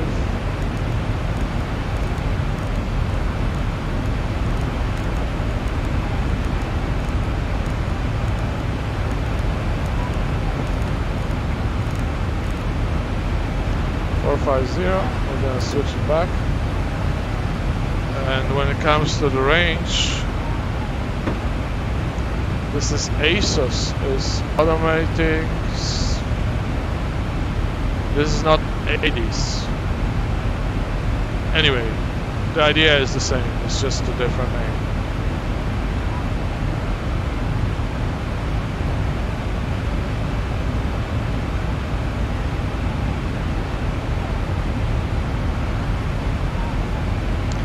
Miles to this, and the top of the sand point is 40, so they're spread 20 miles apart, and 20 miles is a long way. So I think what I'm gonna do, I'm gonna descend using vertical speed. Oh, but I want to say, I want to see what's the ceiling in Ketchikan. Scattered 12, overcast 28, so you can pretty much fly in a cloud until 3,000 feet. Light rain. 2992.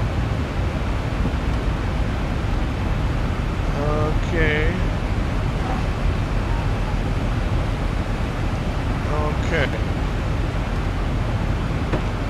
So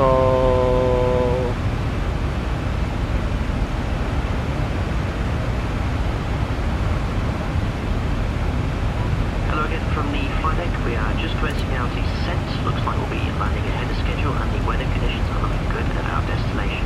We'll be touching down in less than 30 minutes, so do make your way back to your seats. Thanks for choosing to fly with us today, and it's been a pleasure having you on board. So this is safe at 1800, 1700. We'll see. We'll play with that number.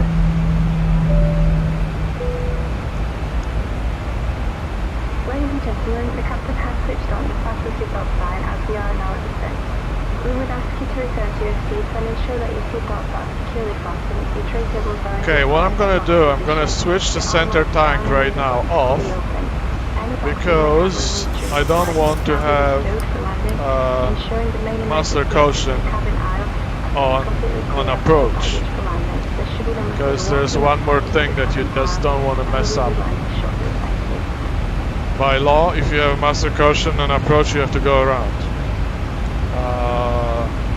But it's gonna light up, and I will not know what, probably in a second or two, what is this related to, and it may throw me off, and I just don't want it, okay? So because we still have some fuel in center tank, we're just gonna switch it off. It's better that way, because engines are running now on half idle, okay? So you see the fuel intake, instead of 1 something, is 0.53, 0.5. So that's 170, can go a long way, okay?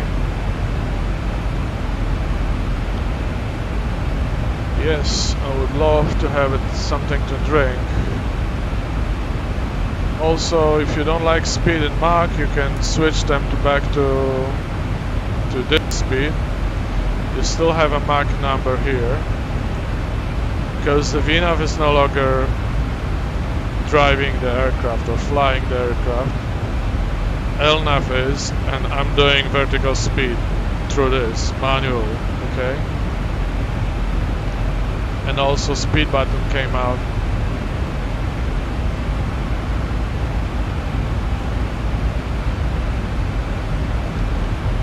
One hour, 13 minutes.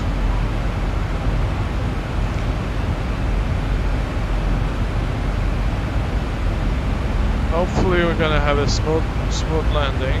That's what always people plan. We're gonna have 78 miles to An, and then good 50 miles to the airport. Look at again.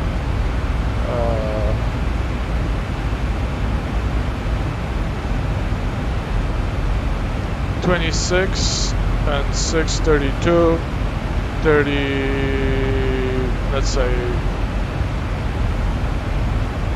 5 and the 7, 42.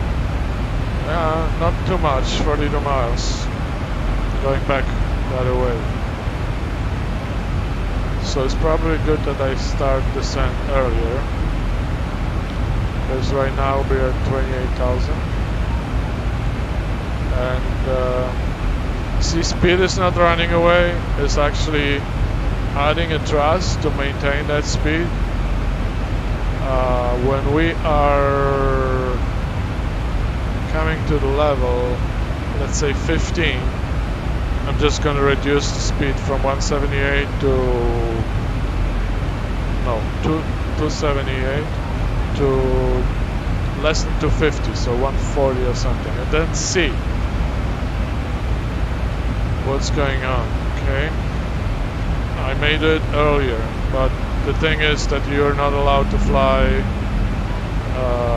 faster than 250 below 10,000 feet. Another thing here shows the vertical path from the VNAV is telling me that I'm way too low, and it's showing me that I'm 8,000 feet too low. And you know, this old saying that when you reach the point that you have to descend, the VNAV starts diving really aggressively, and I think it's unnecessary. Okay, that's what I think.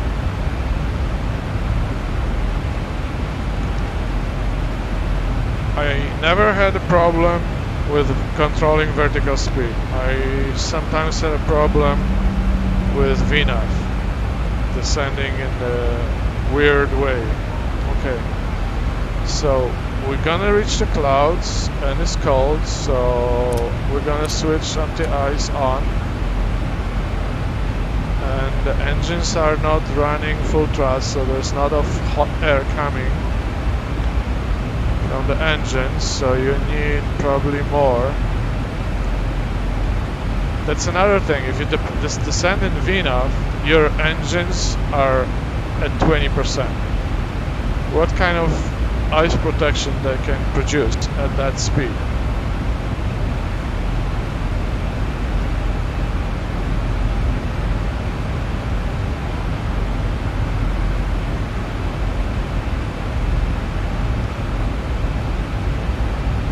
Because outside is still minus 14. That's not a warm temperature, you know. And when you have a thick layer of cloud, it's not a good idea. What is there is a temperature of fuel here. It is minus 20 something.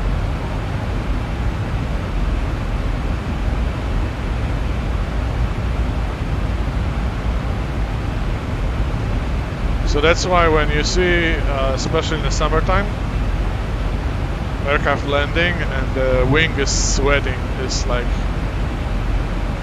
absorbing that water, and the water is running off. But when the temperature is cold enough, that water can freeze and make invisible sheet of ice on the wing in the places that you don't want to have ice.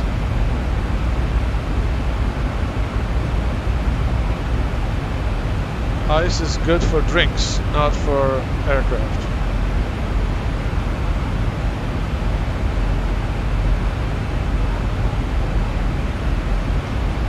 Okay, I'm gonna check what we're supposed to be at 10,000 at AN.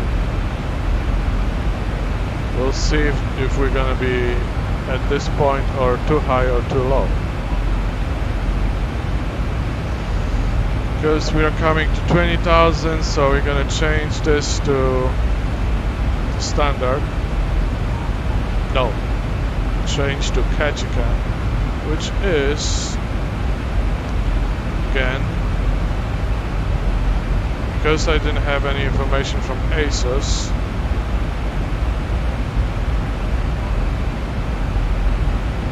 I'm just thinking that what my 2992 is correct. So we're gonna zoom in.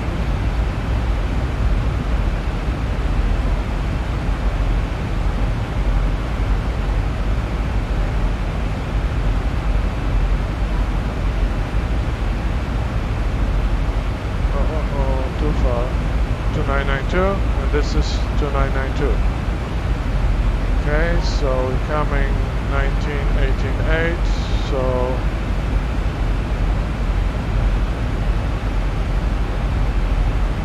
the reason I'm zooming like this, I had a problem that I click on a border and I activate the switch to roll, and the tape was rolling, and I don't remember it was down or up.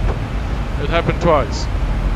So now I know to click from the other side, but then I didn't know how to stop it. And the airplane is following the tape, so it's not nice.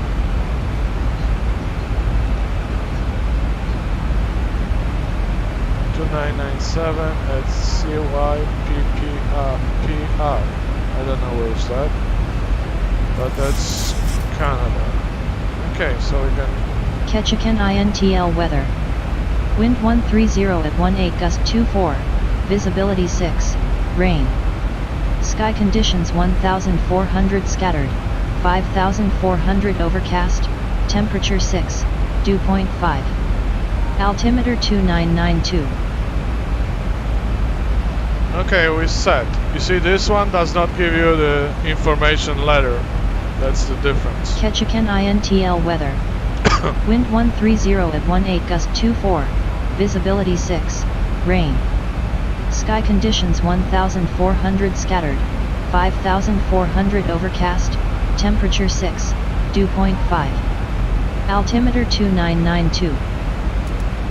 Okay, so that's what I want to confirm that this is 2992. Because you see, like, I have a weather that is kind of current, but probably delayed. The only current weather you have from the system you're talking to, ATC. They will tell you that altimeter is 2992 for that moment, and then you set the altimeter. If you don't have it, I'm gonna slow down because we're coming to 15. 240 is fine. And you see, we're descending and we're still gonna lose speed, so we may not use the spoilers that I just armed right now, okay? And I'm gonna put engines to continuous because we're gonna go into a cloud, and then I think it's time to put everybody back to their seats. Ladies and gentlemen, the captain has switched on the fasten seatbelt sign. We'd like to ask you to return to your seats and ensure your seatbelts are securely fastened. There should be no further walking or standing in the cabin aisle, and the use of the toilet is no longer permitted. Thank you.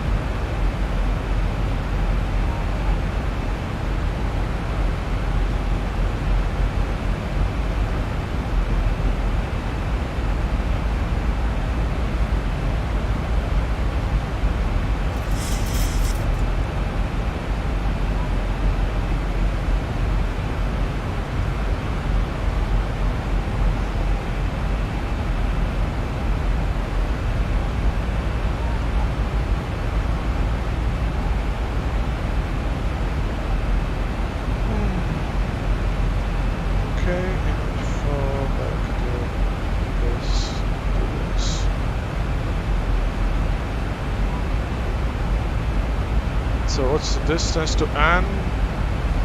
14 miles, and we are at 11,000, so perfect. We're actually ahead of the schedule.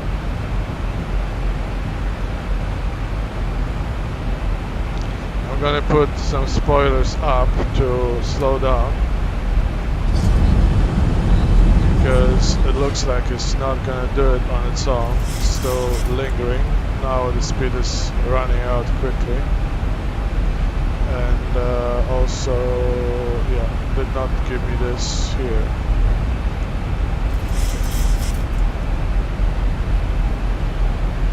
So what we're gonna do is change the range to 20.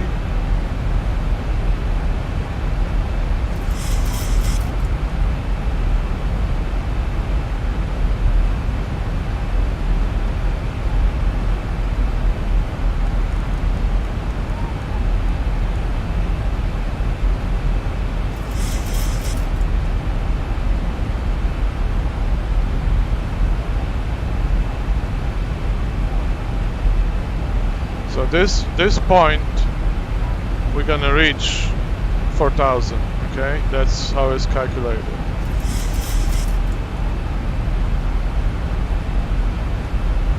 So we actually can go up, up, up,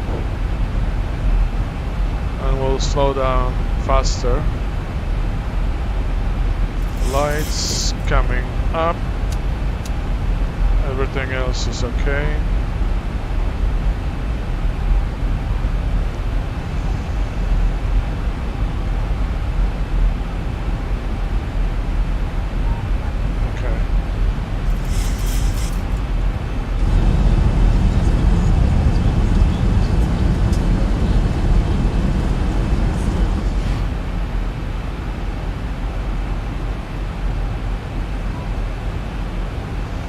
I programmed this into one of my lever, like, because it's so difficult to manipulate properly. So right now I'm happy with it, because I have a throttle quadrant with 3 levers for a prop aircraft. So 2 are the throttle, and 1 was sitting idle, so I programmed that to help me with the speed brake.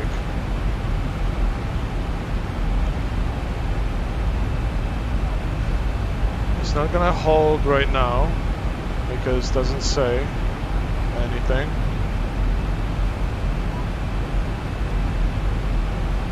We still have 24 miles to Muse.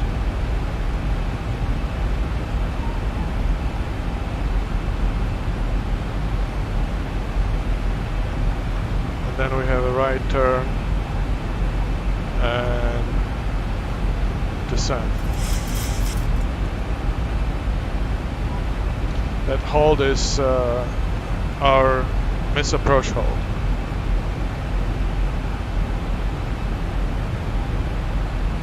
See, another thing is my ring is coming up to 17 miles, and also the other ring, which is 7 miles. That's where I put the gear down, or earlier. And you see, it's still, the vertical path showed me that I'm too low, but I don't think so. I could go like this and make it descend shallower. Because really what you don't need to descend prior to the point that is moose. Oh. So hopefully this is not hail. Hopefully this is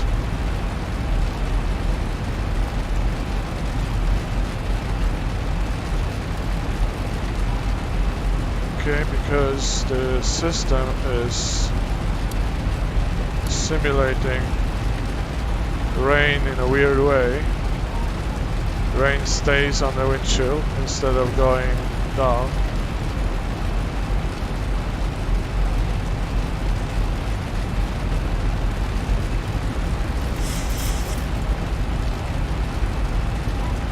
Thousand to go.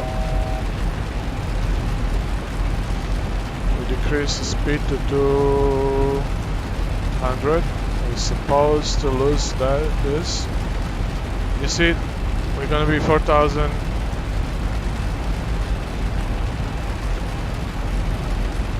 Go away.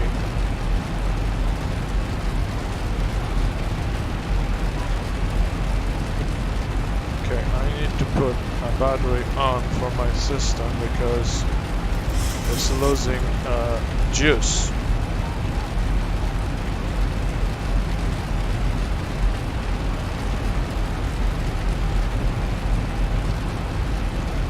I didn't like the new system Sky that has water running like a thick syrup. The only thing is the water is clean up to this point, okay? But the wiper goes all the way here. This one cleans nicely.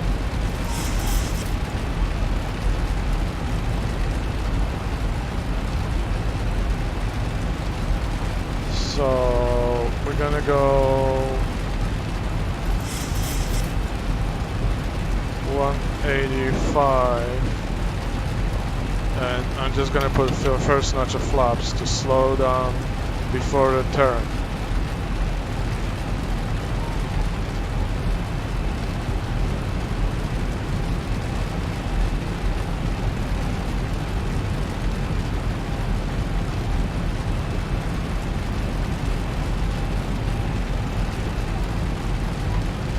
Okay, I have to tell you this is a second time that I'm descending in the rain. No, the first time that I will probably have a continuous rain. Because I put second flap and 180.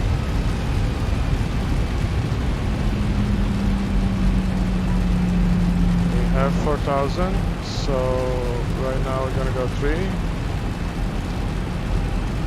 and when we turn we start going to 3 because that's what it says here, or 29. Okay.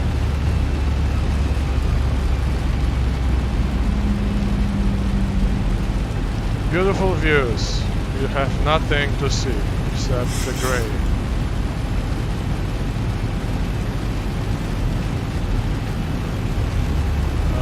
Okay, 185, 75, and flaps 5.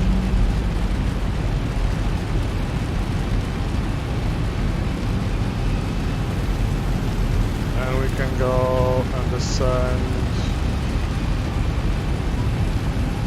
800.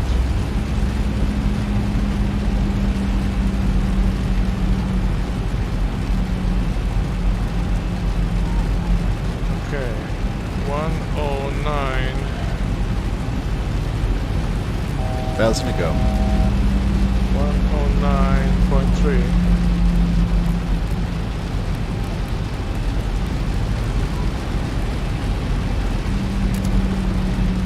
109.3 is our descending the glide slope. I almost forgot to set. That's not nice.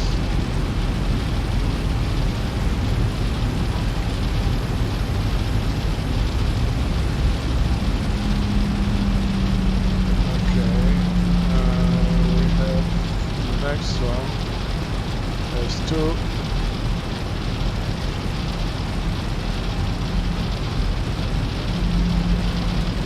$24 on the weather.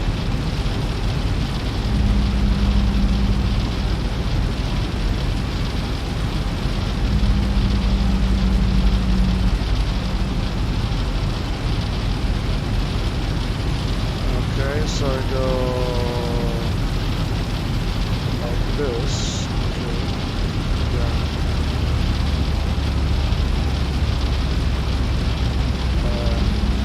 1,000 to go.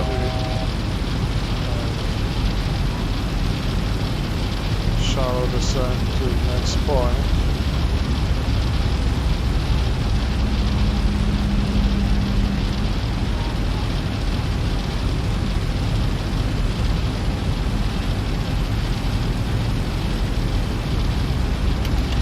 One notch of flaps, we're seeing nothing, basically.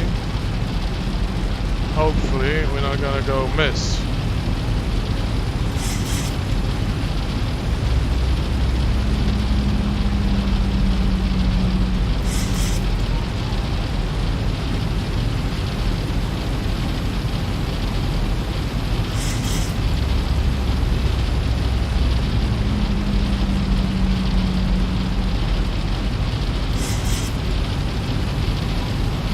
Okay, we overshoot a little bit.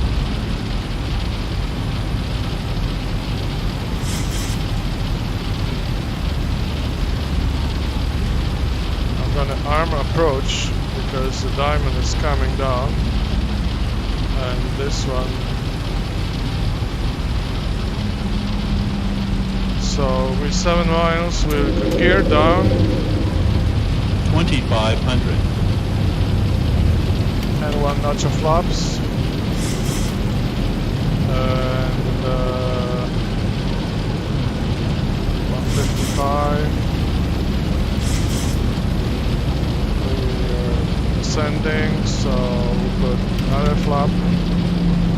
And here.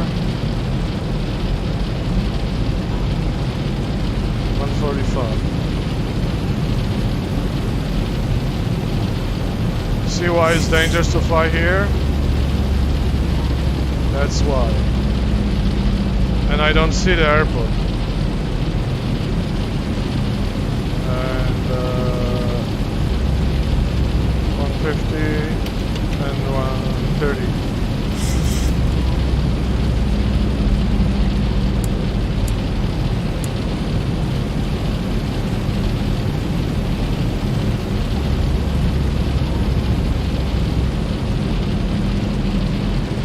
According to map, I'm on the right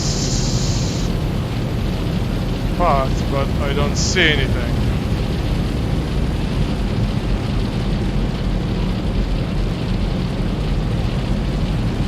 Okay, I see the runway. See, this is the runway. Okay, we're gonna go and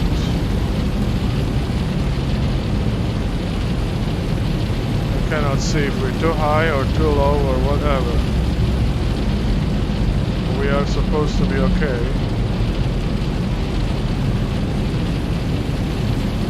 But 1,000. misapproach feet stabilized, misapproach altitude. misapproach is 5,000.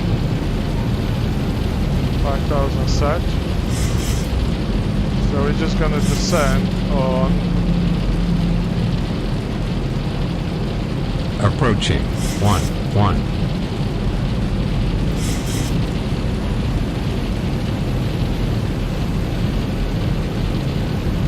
I'm not gonna have a time to switch the alarm off, so I'm just gonna go 500. almost 400.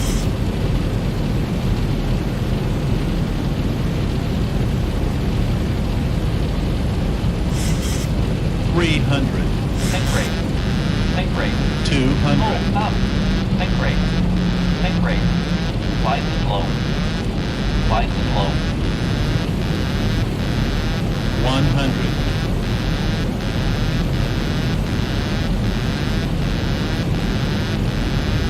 50. 40. 30. 1. 10. Long landing. Long landing. 5,000 feet remaining.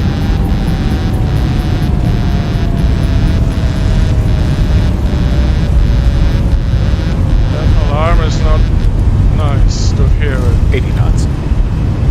80 knots, check. Reverse is off.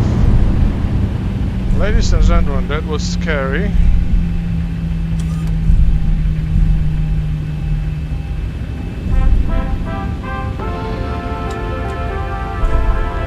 That was was scary. Thank you for flying Ryanair. Last year, over 90% of our flights arrived on time. We hope you enjoyed yours, and we look forward to welcoming you on board again soon. Ryanair. Low fares, made simple. There's gonna be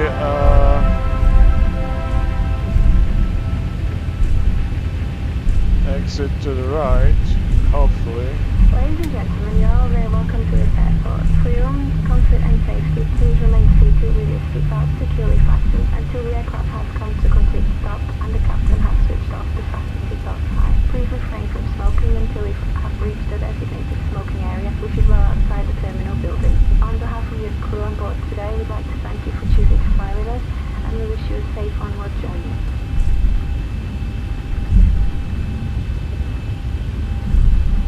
Okay.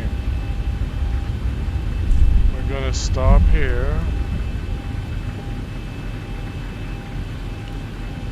Clean the aircraft and set transponder back to alt off. Go to overhead. Landing lights can go off. Engines can go to auto. And strobes to continuous. We will disconnect the anti-ice and basically this is it, and we can put the wipers on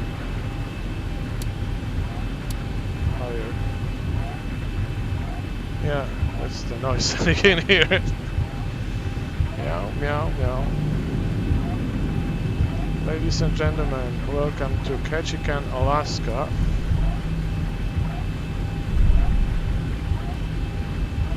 I don't want to say that it was pleasant.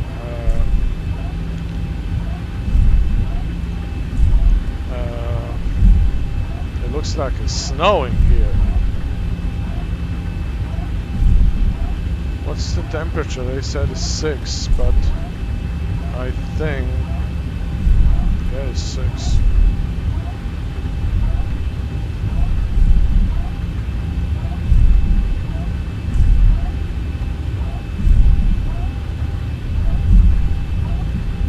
Okay, be on a center line. Well,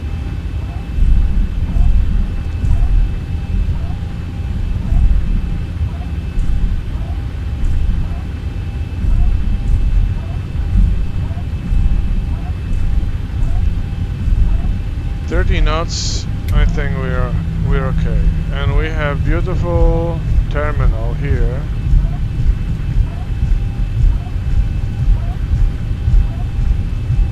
Again, slow down, slow down, slow down, slow down, slow down, slow down, slow down, slow down, slow down. I think we can. No, there's only one sleeve. Let's go out this way.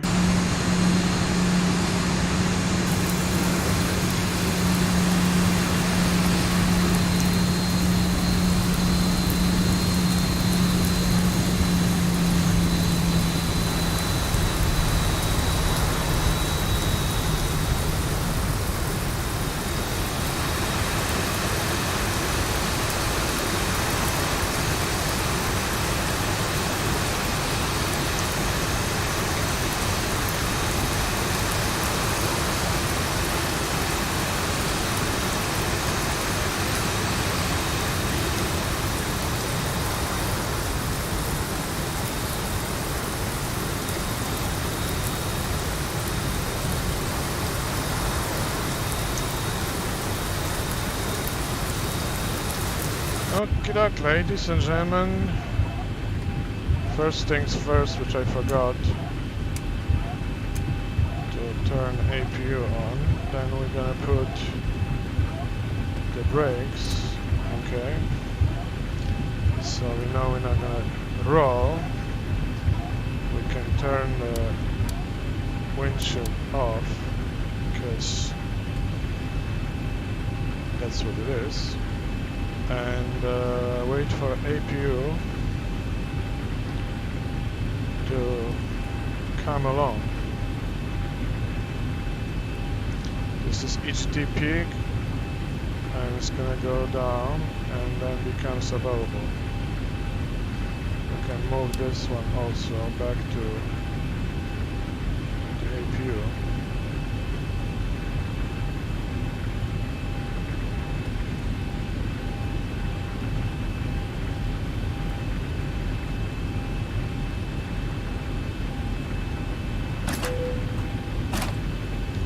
Good. We have a power, we have APU, so now we can turn the engines off. And extinguish that. And turn the beacon off.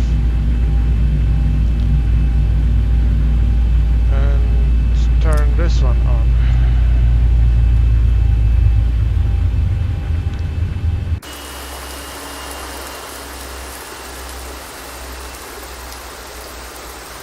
So welcome to Alaska, Ketchikan, Alaska.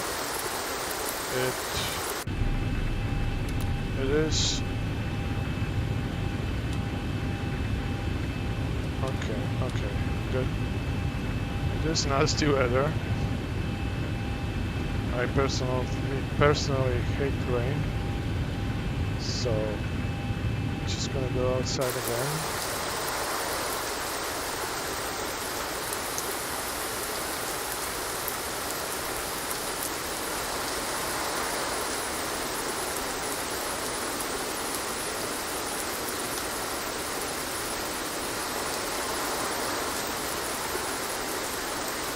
So, from this point, you can go to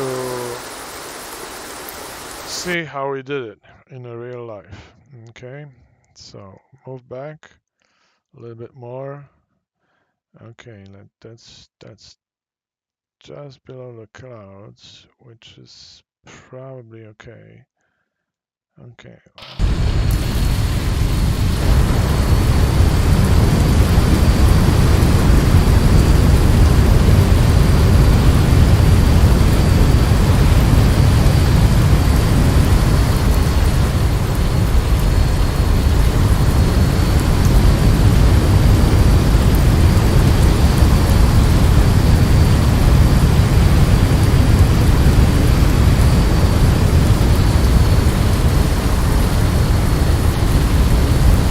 Bumpy ride.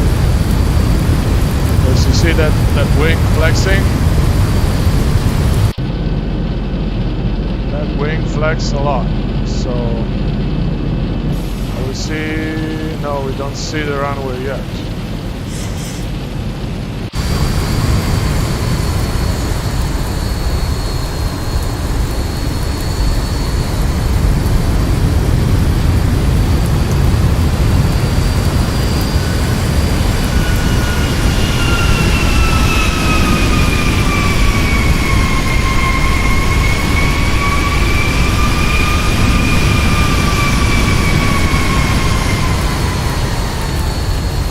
That mountain next to it. Yeah. Okay.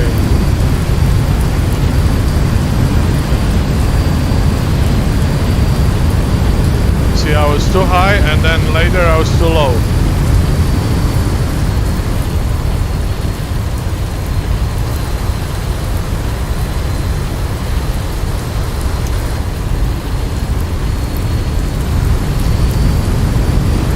Thunderstorm.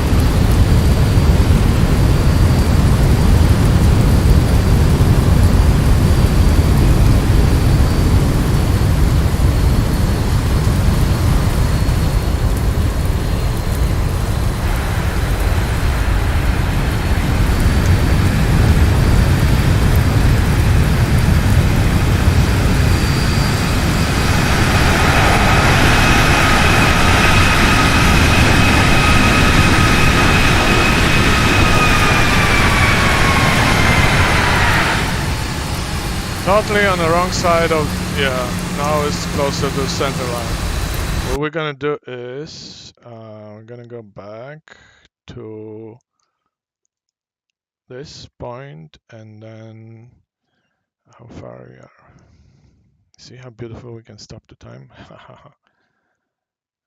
This is still too far.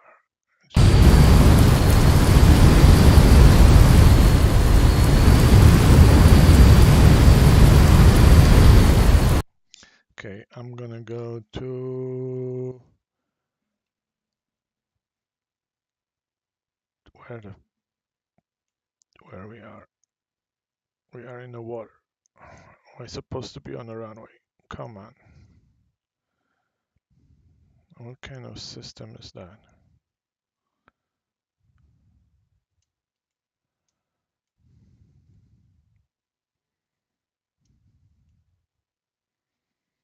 Okay, let's run this. Let's see what happens.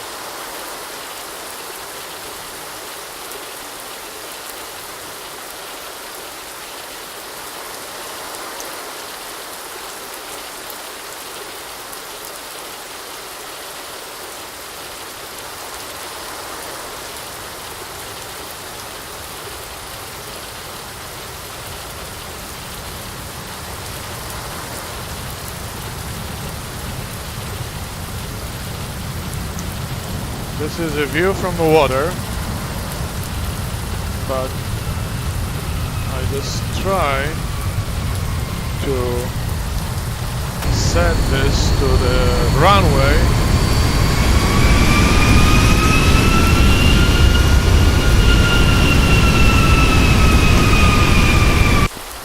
Oh boy, and I can't. Oh boy.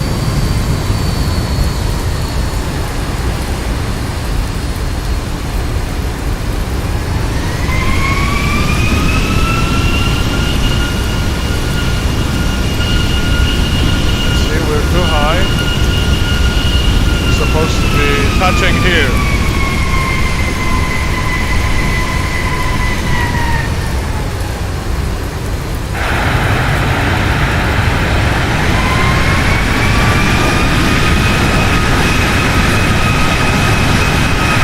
And more on the center.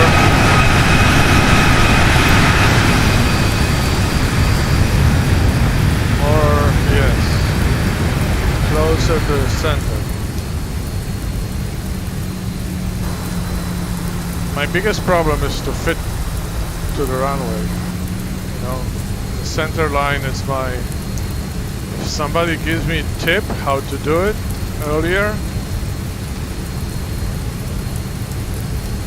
because well, I could see that we are not there, but I should use more rudder to move it back to the center. Anyway, so that's it. I clean up the airplane before leaving the runway.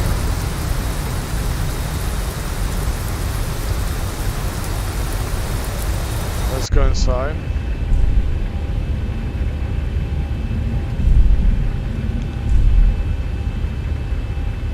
Some things are not modeled properly. It's supposed to be wipers running, but it's not. Anyway, so let's go outside. This is what they call it, light rain. Okay, this is not light rain. In my opinion, it's heavy rain. You cannot see anything past the, like, what's the visibility? 3 miles maybe? What they say here.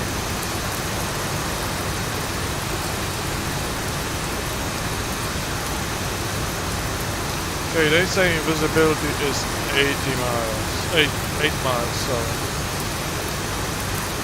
8 miles.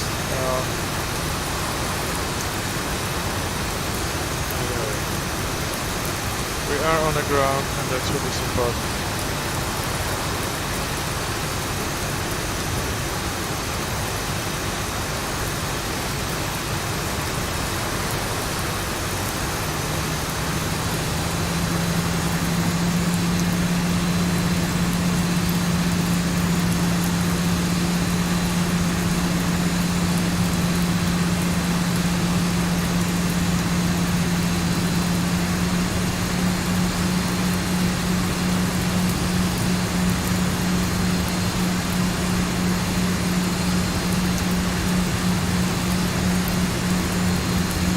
Just saw Ryanair in Alaska.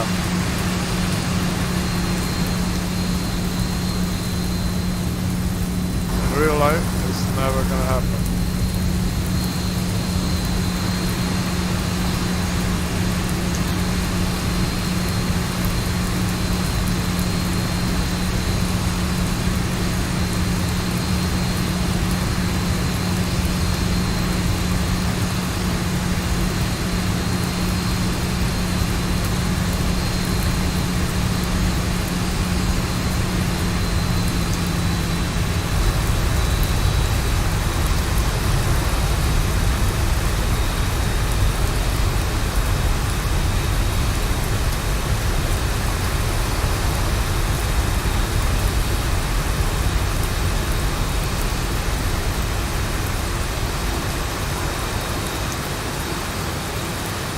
Funny how the terminal has a one sleep. They don't have big traffic, I guess. And one stand. That's it.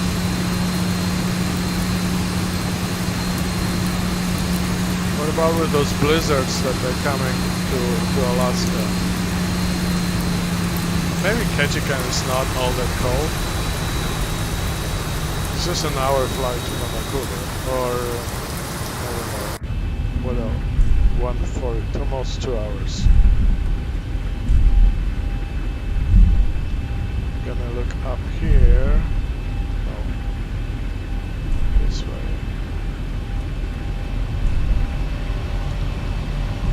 It's 55 north. Okay.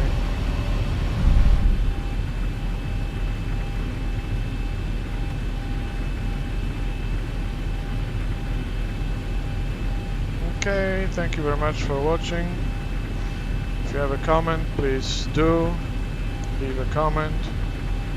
If you want to see more, or you have like favorite destination that you want me to visit, please let me know, because I just fly with this aircraft and I fly with to the destination that they can fit this aircraft.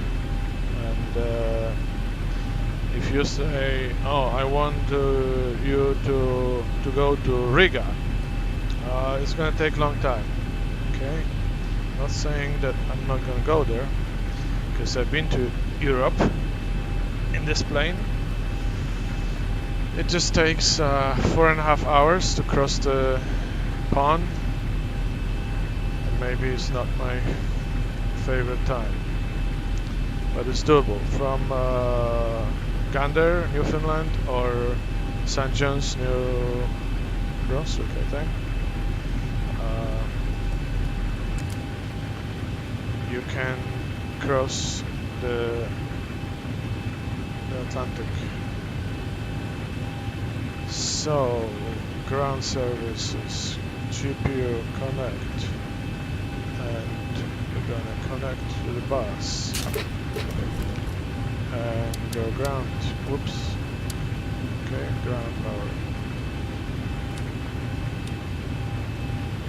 And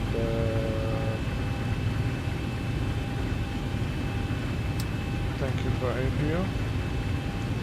Gonna wait until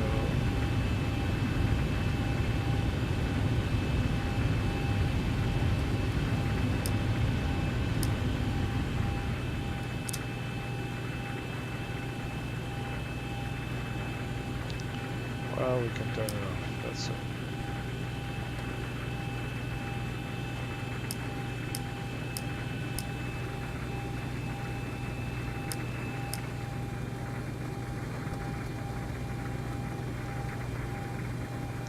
Probably window heat in this weather, if it doesn't stay on early, is gonna fog up very quickly.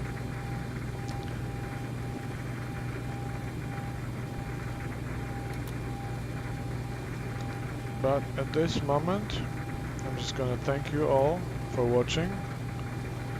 Just gonna go outside.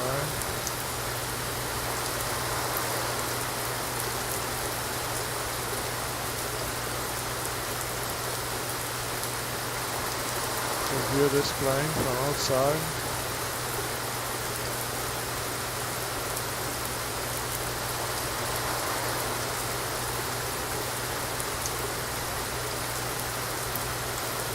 Thank you very much for watching, and see you next time. You all have a great day. Remember, leave me comments, subscribe, maybe we can fly together. Just go for it. Bye.